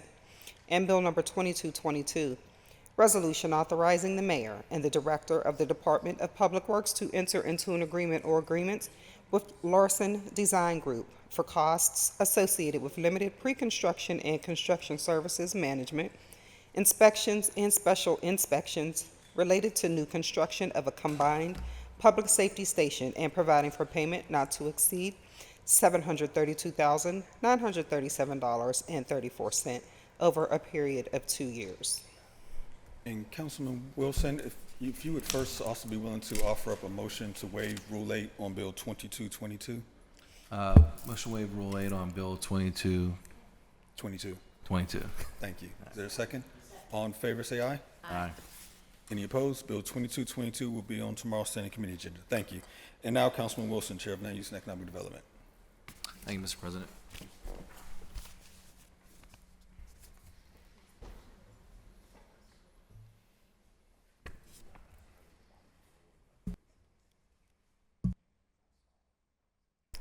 Councilman Wilson presents Bill number 2214, resolution further amending Resolution number 647 of 2020, effective December 23, 2020, as amended, entitled Resolution Adopting and Approving the 2021 Capital Budget and the 2021 Community Development Block Grant Program and the 2021 through 2026 Capital Improvement Program by increasing Home Investment Partnerships Program, American Recovery Program, Home ARP, by $12,448 to account for additional U.S. Department of Housing and Urban Development funding being received by the City of Pittsburgh. And Bill 2215, resolution amending Resolution 561 of 2024, which authorized agreements with agencies to provide supportive services related to the Home ARP by increasing the allocations for Jubilee Associations by $50,000 and the Salvation Army by $262,448 for a new total cost not to exceed $512,448 over 2 years. And I have two communications. Council President Lavelle presents Bill number 2209, communication informing council of the appointment of Neil Gerbach as the Assistant Director, Systems Operations of the Department of Permits, Licenses, and Inspections. And Bill 2210, communication from Jake Pollack, Director of the Office of Management and Budget, submitting to City Council the attached status update from the Grants Office for the week ended September 5th, 2025. I need a motion to read, receive, and file. So moved. Second. All in favor, say aye. Aye. Any opposed? The bills have been read, received, and filed. Our next order of business is reports of committee for final action, beginning with Councilwoman Erica Strasburger, presenting the Committee of Finance and Law. Thank you, Mr. President. Thank you.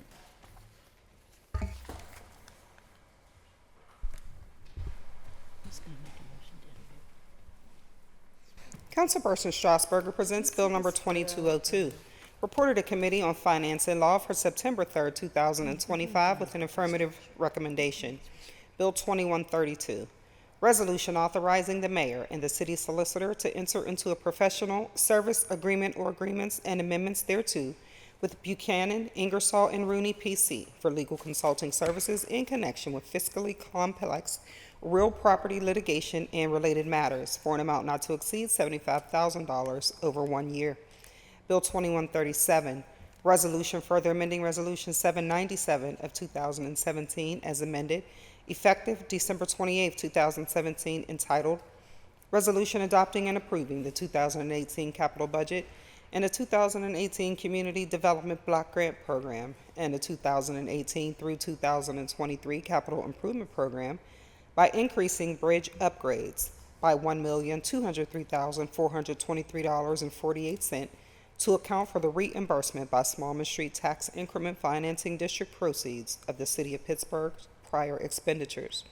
Bill 2138, resolution further amending Resolution 863 of 2018, effective January 1 of 2019, as amended, entitled Resolution Adopting and Approving the 2019 Capital Budget and the 2019 Community Development Block Grant Program and the 2019 through 2024 capital improvement program by increasing bridge upgrades by $4,117.86 to account for the reimbursement by Smallman Street Tax Increment Financing District proceeds of the City of Pittsburgh prior expenditures. Bill 2139. Resolution further amending Resolution 840 of 2019, effective December 23, 2019, as amended, entitled Resolution Adopting and Approving the 2020 Capital Budget and the 2020 Community Development Block Grant Program and the 2020 through 2025 Capital Improvement Program by increasing bridge upgrades by $182,161.40 to account for the reimbursement by Smallman Street Tax Increment Financing District proceeds of the City of Pittsburgh's prior expenditures. And Bill 2148. Resolution amending Resolution 471 of 2025, which authorized the issuance of a warrant in favor of the New Pittsburgh Courier, doing business as Real Times, Inc., for legal advertisements published on June 4, 2025, in connection with City of Pittsburgh quiet title actions for an amount not to exceed $5,156.68 by correcting the JDE account information. You've heard the reading and title of the bill. Is there any discussion? Seeing none, the bill is now ready for final action. All in favor of the passage of the bill will vote aye when their name is called. Those opposed will vote no. Will the clerk please take the roll? Mr. Charland. Aye. Mr. Coghill. Aye. Ms. Gross. Aye. Mr. Mosley. Aye. Mrs. Cale Smith. Aye. Mrs. Strasburger. Aye. Mr. Wilson. Aye. Mr. Lavelle, President. Aye. 8 ayes, 0 noes. The bill, having received the legally required number of votes, is passed finally. That takes us to Councilman Anthony Coghill, presenting the Committee of Public Safety and Wellness. Thank you, Mr. President.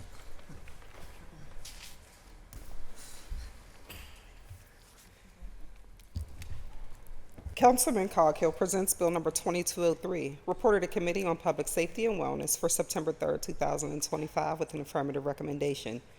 Bill 2157, resolution authorizing the mayor and the director of public safety to enter into an agreement or agreements with various organizations as part of the Stop the Violence Community Grant Program. Total cost not to exceed $1,748,460. Bill 2187, resolution authorizing the mayor and the director of public safety to enter into an agreement or agreements with the Western Pennsylvania Regional Urban Search and Technical Rescue Team to administer the Type 3 Urban Search and Rescue Task Force established in Pennsylvania Act 113 of 2024 for a total not to exceed amount of $4,480,727. You've heard the reading and title of the bill. Is there any discussion on the bill? Seeing none, the bill. Is this for Stop the Violence? Yes. I just want to thank the people that are doing so much good work out in the community, but I also want to talk a little bit about some of the comments. I think people get concerned when we're talking about wanting accountability and transparency and all that.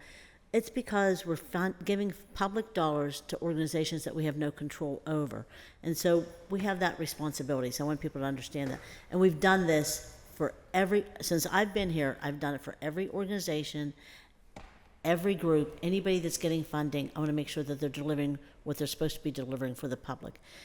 This is something so much more serious because these are kids that are depending on us to do what's right. And I look at things like the foster care system and things that are happening with our kids across this entire country.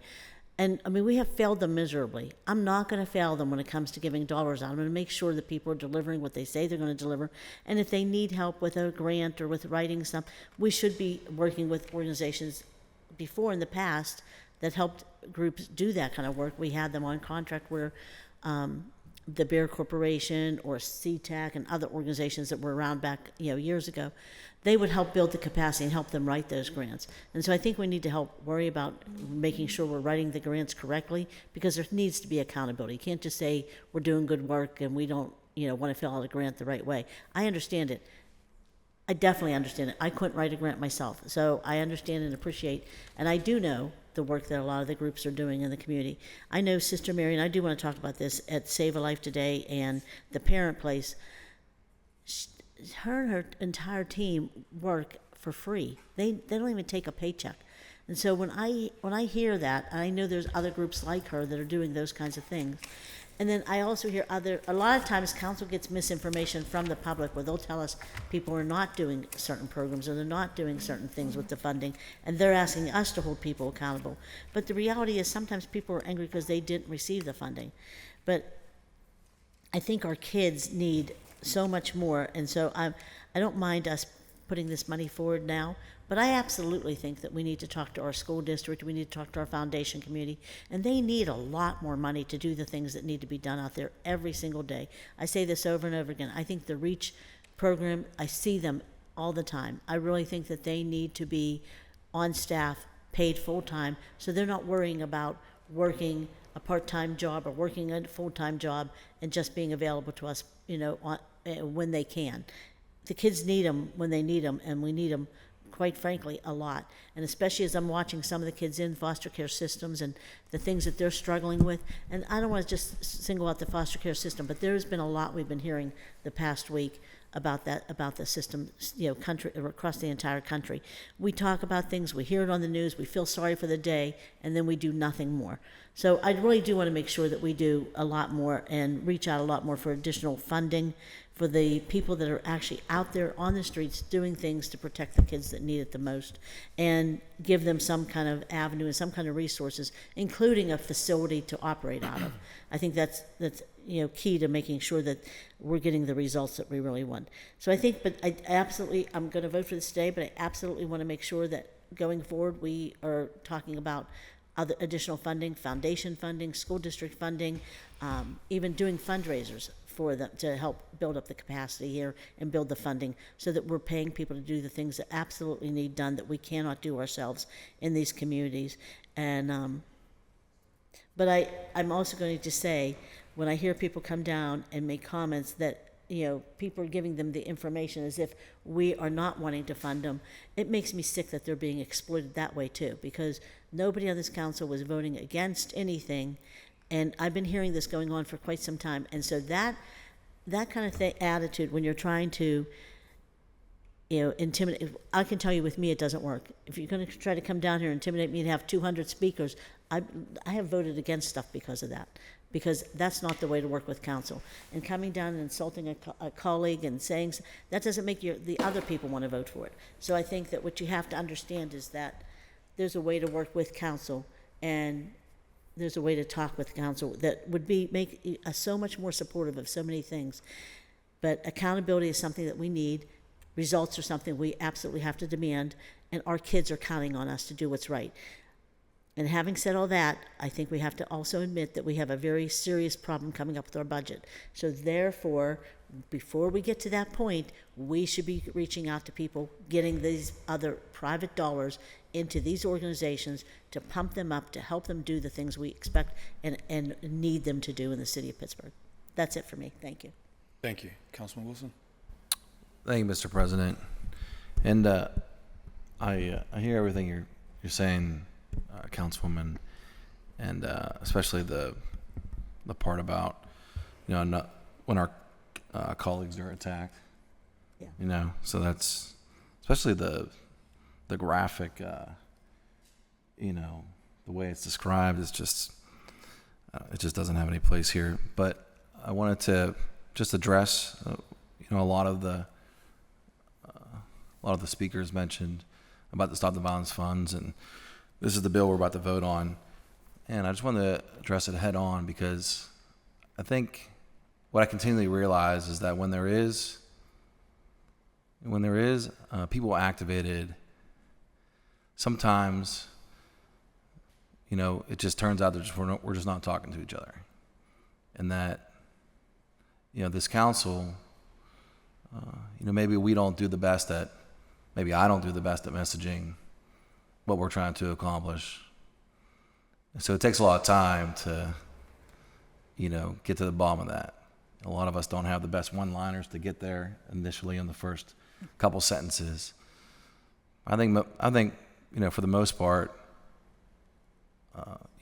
obviously this council has been, usually, we're voting 100% on most things. And you can really tell whenever there is going to be a big split. And so I just think that whether it's with the public or advocates or within ourselves, we just really want the opportunity and the time to be able to talk amongst ourselves to figure it out. And, going back to this amount of funding that's been distributed a couple times before, and this council voted for it, that there is, there has been some, I would say, I'm hesitant to say misinformation, because it's just a lack of information about how things transpire. And, what I'm referring to is, when we're meeting for Stop the Violence and we're talking amongst ourselves, like, we should have that ability to lay it out and to help each other understand. This is the meeting where we're not on live television, where we're behind closed doors, we're taking minutes for Stop the Violence Committee. And I try to take those opportunities to bring up questions. And, initially with the Stop the Violence, the groups that will be, receiving these grants, initially when we were given the list at the meeting, there were no scores next to the list, and there were no, it was just the names and the amounts. So for me, sitting on a committee and knowing that there was a lot of time taken to score individual groups, I did ask for the scores, and they were quickly, put up on the screen, and we, were able to see it, and I just had further time to review it. And upon that time, I did notice that we did move away, or, the decisions after the scores were made, there were some decisions that were made that went away from those scores. Like, it wasn't just, 39 groups from the score 72 down to, wherever 39 falls. But, there were some changes. So whenever it was time to take the vote, the only request that I made to vote in favor for it was just that we just had that information, and I heard it being given at the meeting on a couple examples that we gave that was given. Why didn't this group get it versus this group? I said, that's all well and good. Let's just write it down. We should just be transparent, and we should have this opportunity to learn from this in the future. And I think it's quite evident that we all know scoring systems aren't the perfect situation. And that's why we should have that opportunity to be provided with, I didn't score the groups. So I think people think that maybe we were behind, like council was behind closed doors scoring the groups. We didn't score the groups. And so, the individuals that were charged with that, they did a good job, and we just want to ask some more questions. So we should have that ability in that committee to ask those questions and get that information. And from my understanding, walking away from that, the only thing was just to get some understanding is when and why we would move away from that score. It's not needed for a 6-page memo to be sent over. It was really, some notes and like maybe a paragraph for each group as to why we would do that. And the reason why that's important is because there are other groups that are expecting that funding that won't get it. So everyone that applied, and we've had many people come here and say that they are, they need this money. This is for the, we had people who didn't receive them that were mad about not getting it. They were disappointed. And we also have people that, individuals and groups that would get this funding that are concerned that this funding might not go through. So we just have to do the best job possible to make sure that we're as thorough as possible. And that's all that's trying to be done here. Our job on council is to just ask the questions, but sometimes that, like I said, it doesn't come out the best way. And so walking away from my understanding, we were just going to have that information. I know we were all received the 6-page memo, but we were, it was just agreed upon that we would just have that before standing committee last time. And that wasn't given, and so that's why, I pressed a little more to get that. And I'm glad we did, because, this will inform future decisions. A group that scored in the top 3 didn't receive funding because they're not, what they wrote down, their application doesn't address gun violence in a certain, particular age group of men. So right there, we know that the rubric isn't, the score, or the rubric, whatever you want to call it, isn't going to be the end-all situation. That's, even someone that scored top 3 isn't going to get the funding. I mean, that's a clear, message that our scoring system is flawed. So if it's not scoring, individual groups that are addressing gun violence and why they're not at the top, so we can always do better.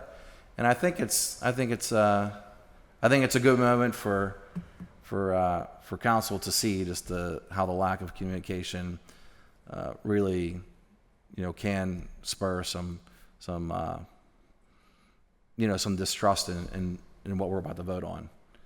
And we can do a better job at making sure that people are aware. But like I said, all that discussion was supposed to happen in that committee, and it spilled out into the public on cameras, and and that's just how it goes. That's our job, to ask the questions. So I'm looking forward to voting in favor of this, and moving on to how the rest of the funds will be spent. I think that it also is telling that this will be the last. This will be the last disbursement of funds, and for reasons that there is a better system.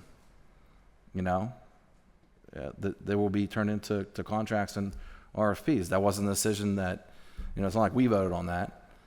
That's just what, that's just what I believe that's what the administration has been put in place, right? Am I correct? That's just a matter of fact. We are moving away from this model. That was the legislation that myself and Councilman Mosley offered in July, and council approved. Right. That change. So as we move forward, I think it's good, just as we move into that evolution of this trust fund, that we're understanding, what has been missing and how we can do better. So thank you, Mr. President, for allowing me to speak on this matter, and thank you to my colleagues that I've been talking through with this, and also any and all the groups. Appreciate you being involved in trying to stop gun violence in the city of Pittsburgh. Thanks. Thank you. Anyone else? First round, Councilman Mosley. Yeah, just really briefly, I want to thank Councilman Wilson for his remarks, but also I want to thank everyone that's been involved. Obviously, the folks on the ground, all the organizations, the folks who were awarded, as well as the folks that weren't, and they're always encouraged, in future rounds, to come back, and offer up, proposals. I think. I always think more discussion and more transparency is always better. Sometimes, it gets messy, as democracy sometimes is, but I think ultimately, we're all better for this process that we've gone through really for the last couple of months. And I think with the reforms that we passed in July, plus what we've learned over the past few weeks, with some of the questions that Councilman Wilson has raised, as well as the dialogue that we had, as a committee, as well as the broader conversation that we've had as a broader community, I think that, it became extremely clear that some of the things that were being considered, by the selection committee, weren't necessarily codified, in the proposal. And being that, one, through the reforms, we're moving away from a grantee model to a contract model, but also what we learned over the last month or so, I think puts us in a position to truly improve this process in a way that it is much tighter, in the next round, with the reforms that we've agreed on as a council, as well as the insights that we've gathered through discussion and through analysis of this last round of what we will soon be calling the old process. And even though we're moving away from the process, I think there's still things that we've learned over the last few weeks that will improve the new process to make sure that things that have been, considered by the committee but weren't codified, in the process will be codified, whether, geographic diversity of coverage and, as well as other things that were mentioned, track record, et cetera. Just make sure those are very clearly, codified in documents so folks know, what they're really getting into, because they do deserve that courtesy, when they're taking the time to write these proposals. So again, I thank, my colleagues as well as everyone in this violence prevention ecosystem for the work that they do, and look forward to working with everyone to continue to make our city safer. Thank you. Councilman Coghill. Thank you, Mr. President. I'll be brief. I've stated my displeasure with that charade put on by Felicity Williams in this administration. What was a couple months ago? Was not the way. Just as Councilwoman Killsmith said, to try to intimidate us is not the way to go about anything if you really want a positive result. But through that, I had a good conversation with Councilman Mosley, and he set up a conversation with somebody I took issue with as to what they were saying to us that day. And, we found common ground, and I think, as you said, communication is the key. Those folks that came down and speak that day were clearly misled. There's no question about it. And I point the blame right to Felicity Williams, who probably took the order from the mayor, I would think, but I can't say for sure. But it was pretty clear to me. So, but I will say this, through that, having many of these folks come down here and speak, I could see there's a lot of good work being done, a lot of good organizations, whether it's sports or faith-based or community-based. I trust in the committee that is there to select. I trust your judgment, and I'll be in support of it today. So, thanks. Thank you. Anyone else first round? If not second round, Councilman Smith? I'll just be real quick. I was sitting here thinking, I think all this tension that's been created by giving people false information, trying to get the community to come stand and say that council was against stuff, even though we weren't and didn't even know half of the people that were selected. I think there's just so much animosity, and I think it would be a really nice gesture on city council if maybe we held an event for 9 members of council to hold an event, a fundraiser for these organizations. And I think it would probably bring in a lot of money, because if all of us come together, and maybe with some other elected officials, we could probably start a really nice account to really start helping build up the capacity and the funds for these organizations. So I'm going to say I would like to work with you and whoever else wants to work with us on this and get it scheduled quickly. This as a good gesture, at least, to show that we do care, we do appreciate what you're doing. We just have to be accountable for public dollars, period. Thank you. Thank you. Any other member? If not, the bill is not ready. I just want to say, and I understand, your frustration. We had, a very in-depth conversation. I'm glad you were willing, to sit down with Mr. Farouk Saeed, because I know you were, really, upset about the comments that were made. But I think it was very big of you to be willing to sit down. Unfortunately, I wasn't able, to make that meeting, but I heard from all sides. It was positive. I do just wanted to take a moment.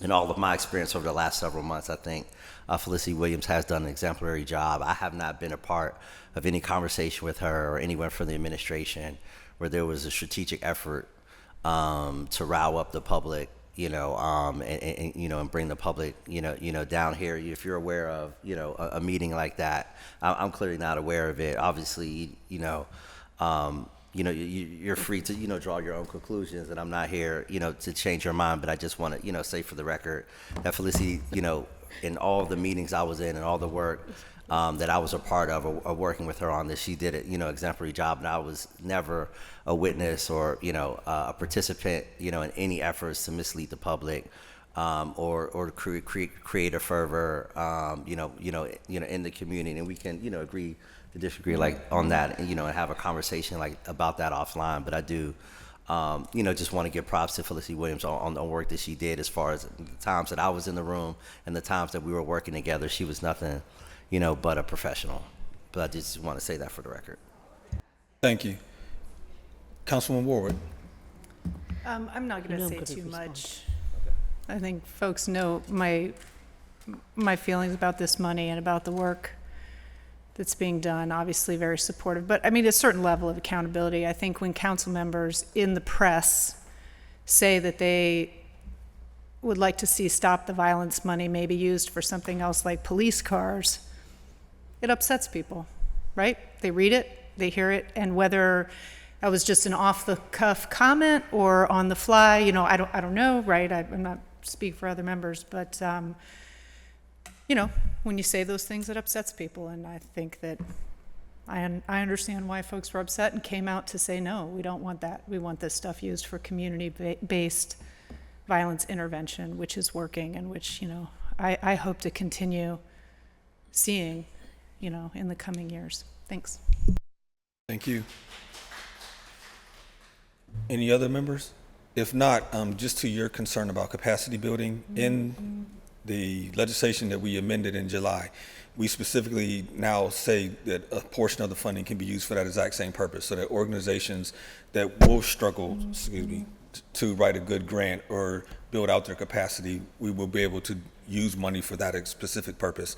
I think it's also just worth noting that, to the best of my knowledge, one of the speakers who came earlier and sort of picked out and questioned why some groups were getting money while his organization did not get money, he actually didn't apply for the funding.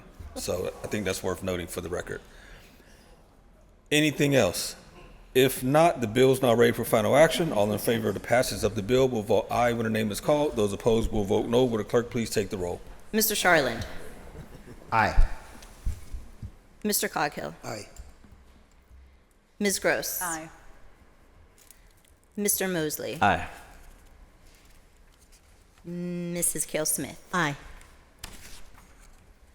Mrs. Strasburger. Aye. Mrs. Warwick. Aye. Mr. Wilson. Aye. Mr. Lavelle, President. Aye. 9 ayes, 0 noes. Thank you. The bill, having received a legally required number of votes, is passed finally. That takes us to Councilwoman Barbara Ward, presenting the Committee of Public Works and Infrastructure. Thank you, Mr. President.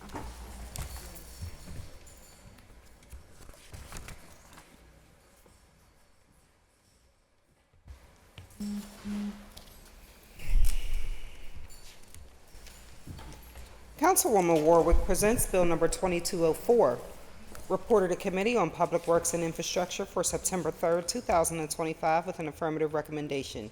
Bill 2135, resolution authorizing the mayor of the city of Pittsburgh and the Office of Management and Budget to apply for a grant from Pennsylvania Department of Economic Development's Multimodal Transportation Fund for the Lincoln Avenue Multimodal Safety and Accessibility Improvement Project.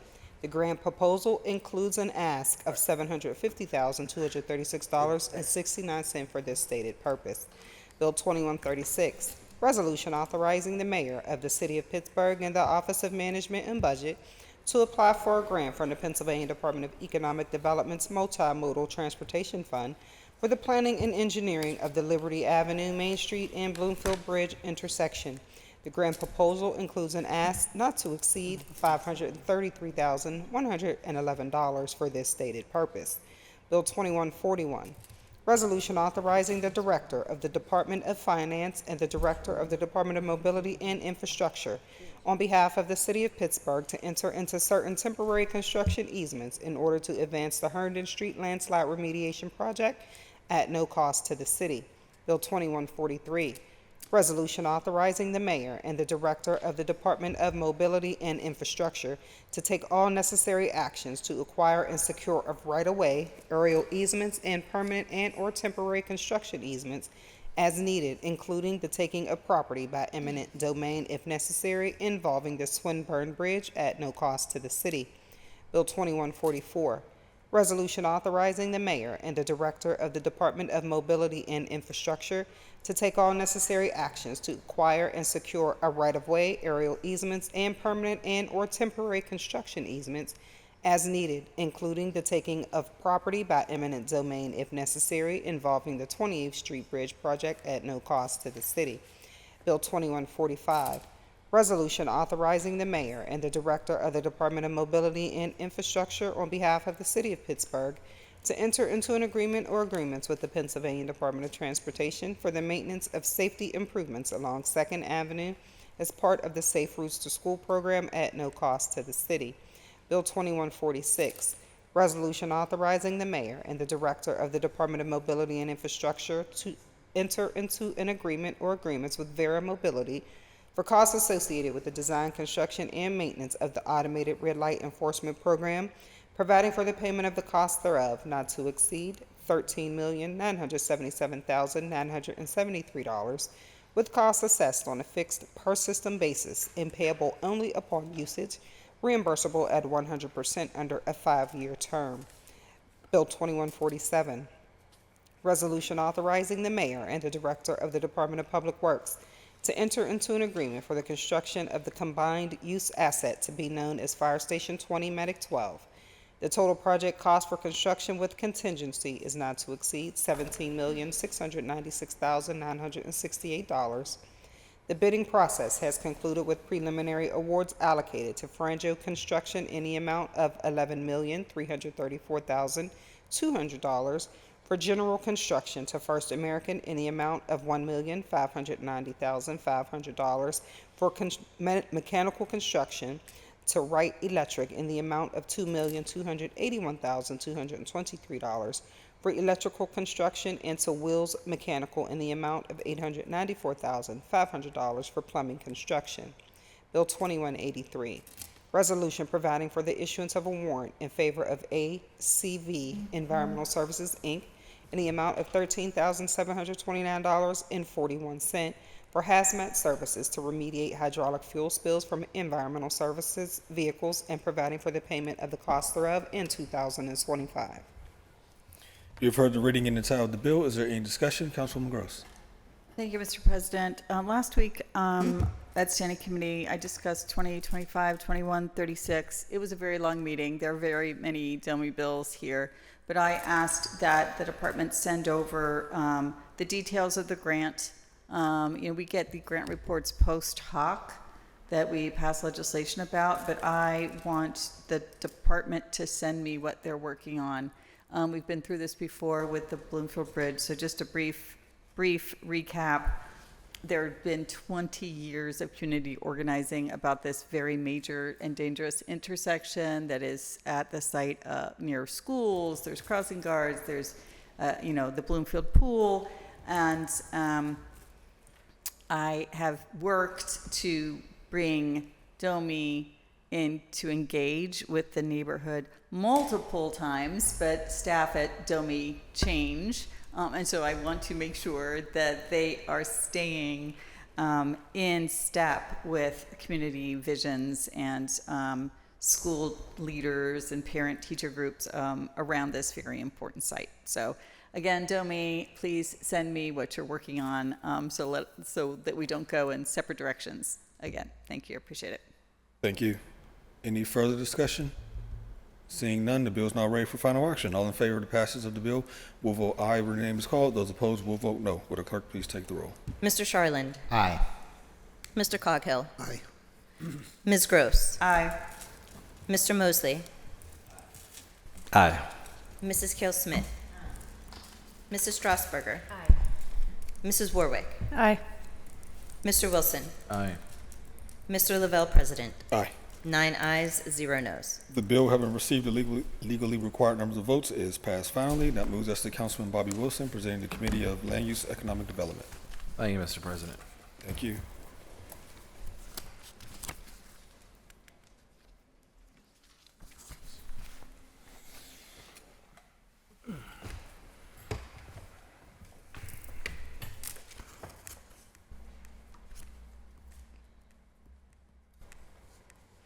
Councilman Wilson presents Bill number 2205, reported to Committee on Land Use and Economic Development for September 3rd, 2025, with an affirmative recommendation. Bill 1938, ordinance amending the Pittsburgh Code Title IX Zoning Code, Article 1, Introduction and Establishment, Section 90203 Zoning Map, to rezone several parcels from R1 DM Single Unit Detached Residential Moderate Density to P Parks from R1DH Single Unit Detached Residential High Density to P Parks District and Parcel 50C350 from RP Residential Plan Unit Developments to Park District in the Garfield neighborhood. You've heard the reading and title of the bill. Is there any discussion? Seeing none, the bill is now ready for final action. Oh, you're right.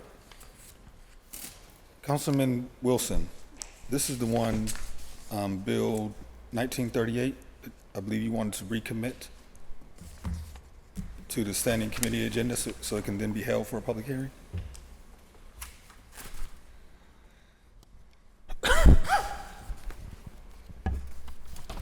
Give me a second, please.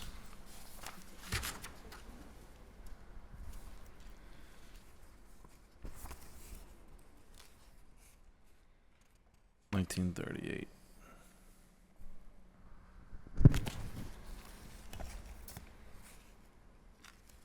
Bill 1938 to amend the Pittsburgh Code, Title IX? Yes, Yes. it needed to be held for public hearing. Okay, so motion to recommit is what's, okay, motion to recommit. Second. Se- All in favor, say aye. Aye. Any opposed? Bill 1938 will be on tomorrow's standing committee agenda.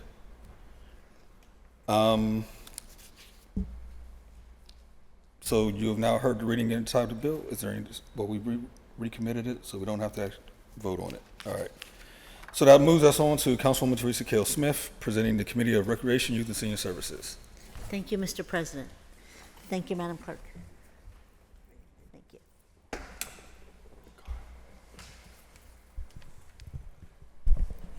Councilwoman Teresa Cale Smith presents Bill number 2206, reported to Committee on Recreation, Youth, and Senior Services for September 3rd, 2025, with an affirmative recommendation. Bill 2134, resolution authorizing pursuant to Chapter 210, acceptance of gifts to city of the City Code, the mayor and the director of the Department of Parks and Recreation to accept a donation from the 14th Ward Youth Baseball Association of a Macedon engineered batting cage system in foundation concrete to be installed at the Frick Park ball fields, valued at $20,000. You've heard the reading and title of the bill. Is there any discussion on the bill? Seeing none, the bill is now ready for final action. All in favor of the passage of the bill will vote aye when their name is called. Those opposed will vote no. Will the clerk please take the roll? Mr. Charland. Aye. Mr. Coghill. Aye. Ms. Gross. Aye. Mr. Mosley. Aye. Mrs. Cale Smith. Aye. Mrs. Strasburger. Aye. Mrs. Warwick. Aye. Mr. Wilson. Aye. Mr. Lavelle, President. Aye. 9 ayes, 0 noes. The bill, having received the legally required numbers of votes, is passed finally. And that takes us to Councilwoman Deborah Gross, presenting the Committee of Innovation, Performance, Asset Management, and Technology. Thank you, Mr. President. Thank you.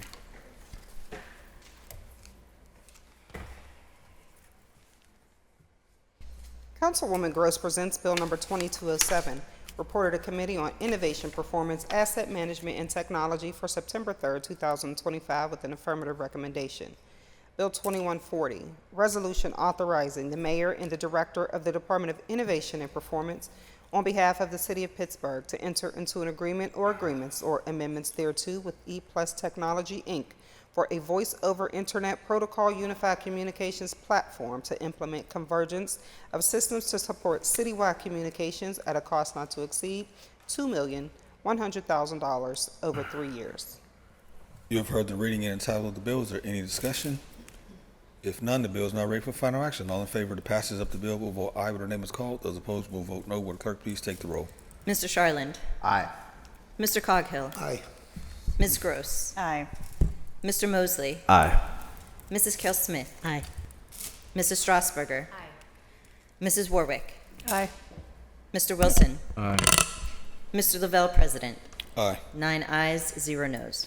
The bill, having received the legally required numbers of votes, is passed finally. And finally, Councilman Kari Mosley, presenting in the Committee of Intergovernmental Educational Affairs. Thank you, Mr. President. Thank you.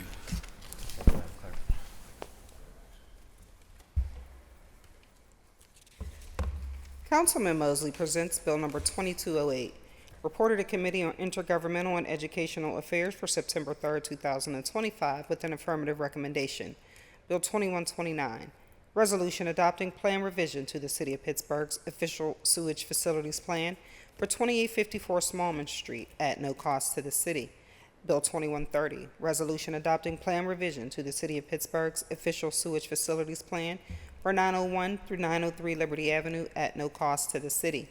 Bill 2131, resolution adopting plan revision to the City of Pittsburgh's official sewage facilities plan for Project Willow at 4215 Willow Street at no cost to the city.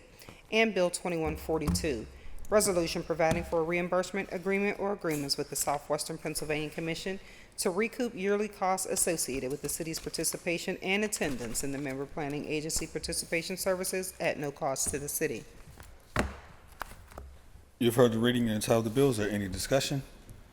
If not, the bill is now ready for final action. All in favor of the passage of the bill will vote aye when their name is called. Those opposed will vote no. Will the clerk please take the roll? Mr. Charland. Aye.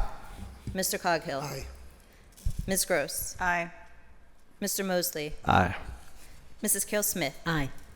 Mrs. Strasburger. Aye. Mrs. Warwick. Aye. Mr. Wilson. Aye. Mr. Lavelle, President. Aye. 9 ayes, 0 noes. The bill, having received the legally required number of votes, is passed finally. That moves us to motions and resolutions. Anything from members? Councilwoman Gross? Yes, I'd like to motion for a post-agenda on short-term rentals in the city of Pittsburgh. Second. All in favor say aye. Aye. Any opposed? We'll work with the clerk's office and your office to get that scheduled. Thank you. Councilman Wilson. Sorry, I do just want to dig in a little bit here on 1938. I wasn't previously notified as to we should recommit. Can you just help me Sure. understand where this comes from? It's a zoning change bill. It's actually in Councilman Mosley's district. And we got the report and recommendation back from the Planning Commission. The next step is to hold it for a public hearing. But last week was so long, I think all of us just missed it.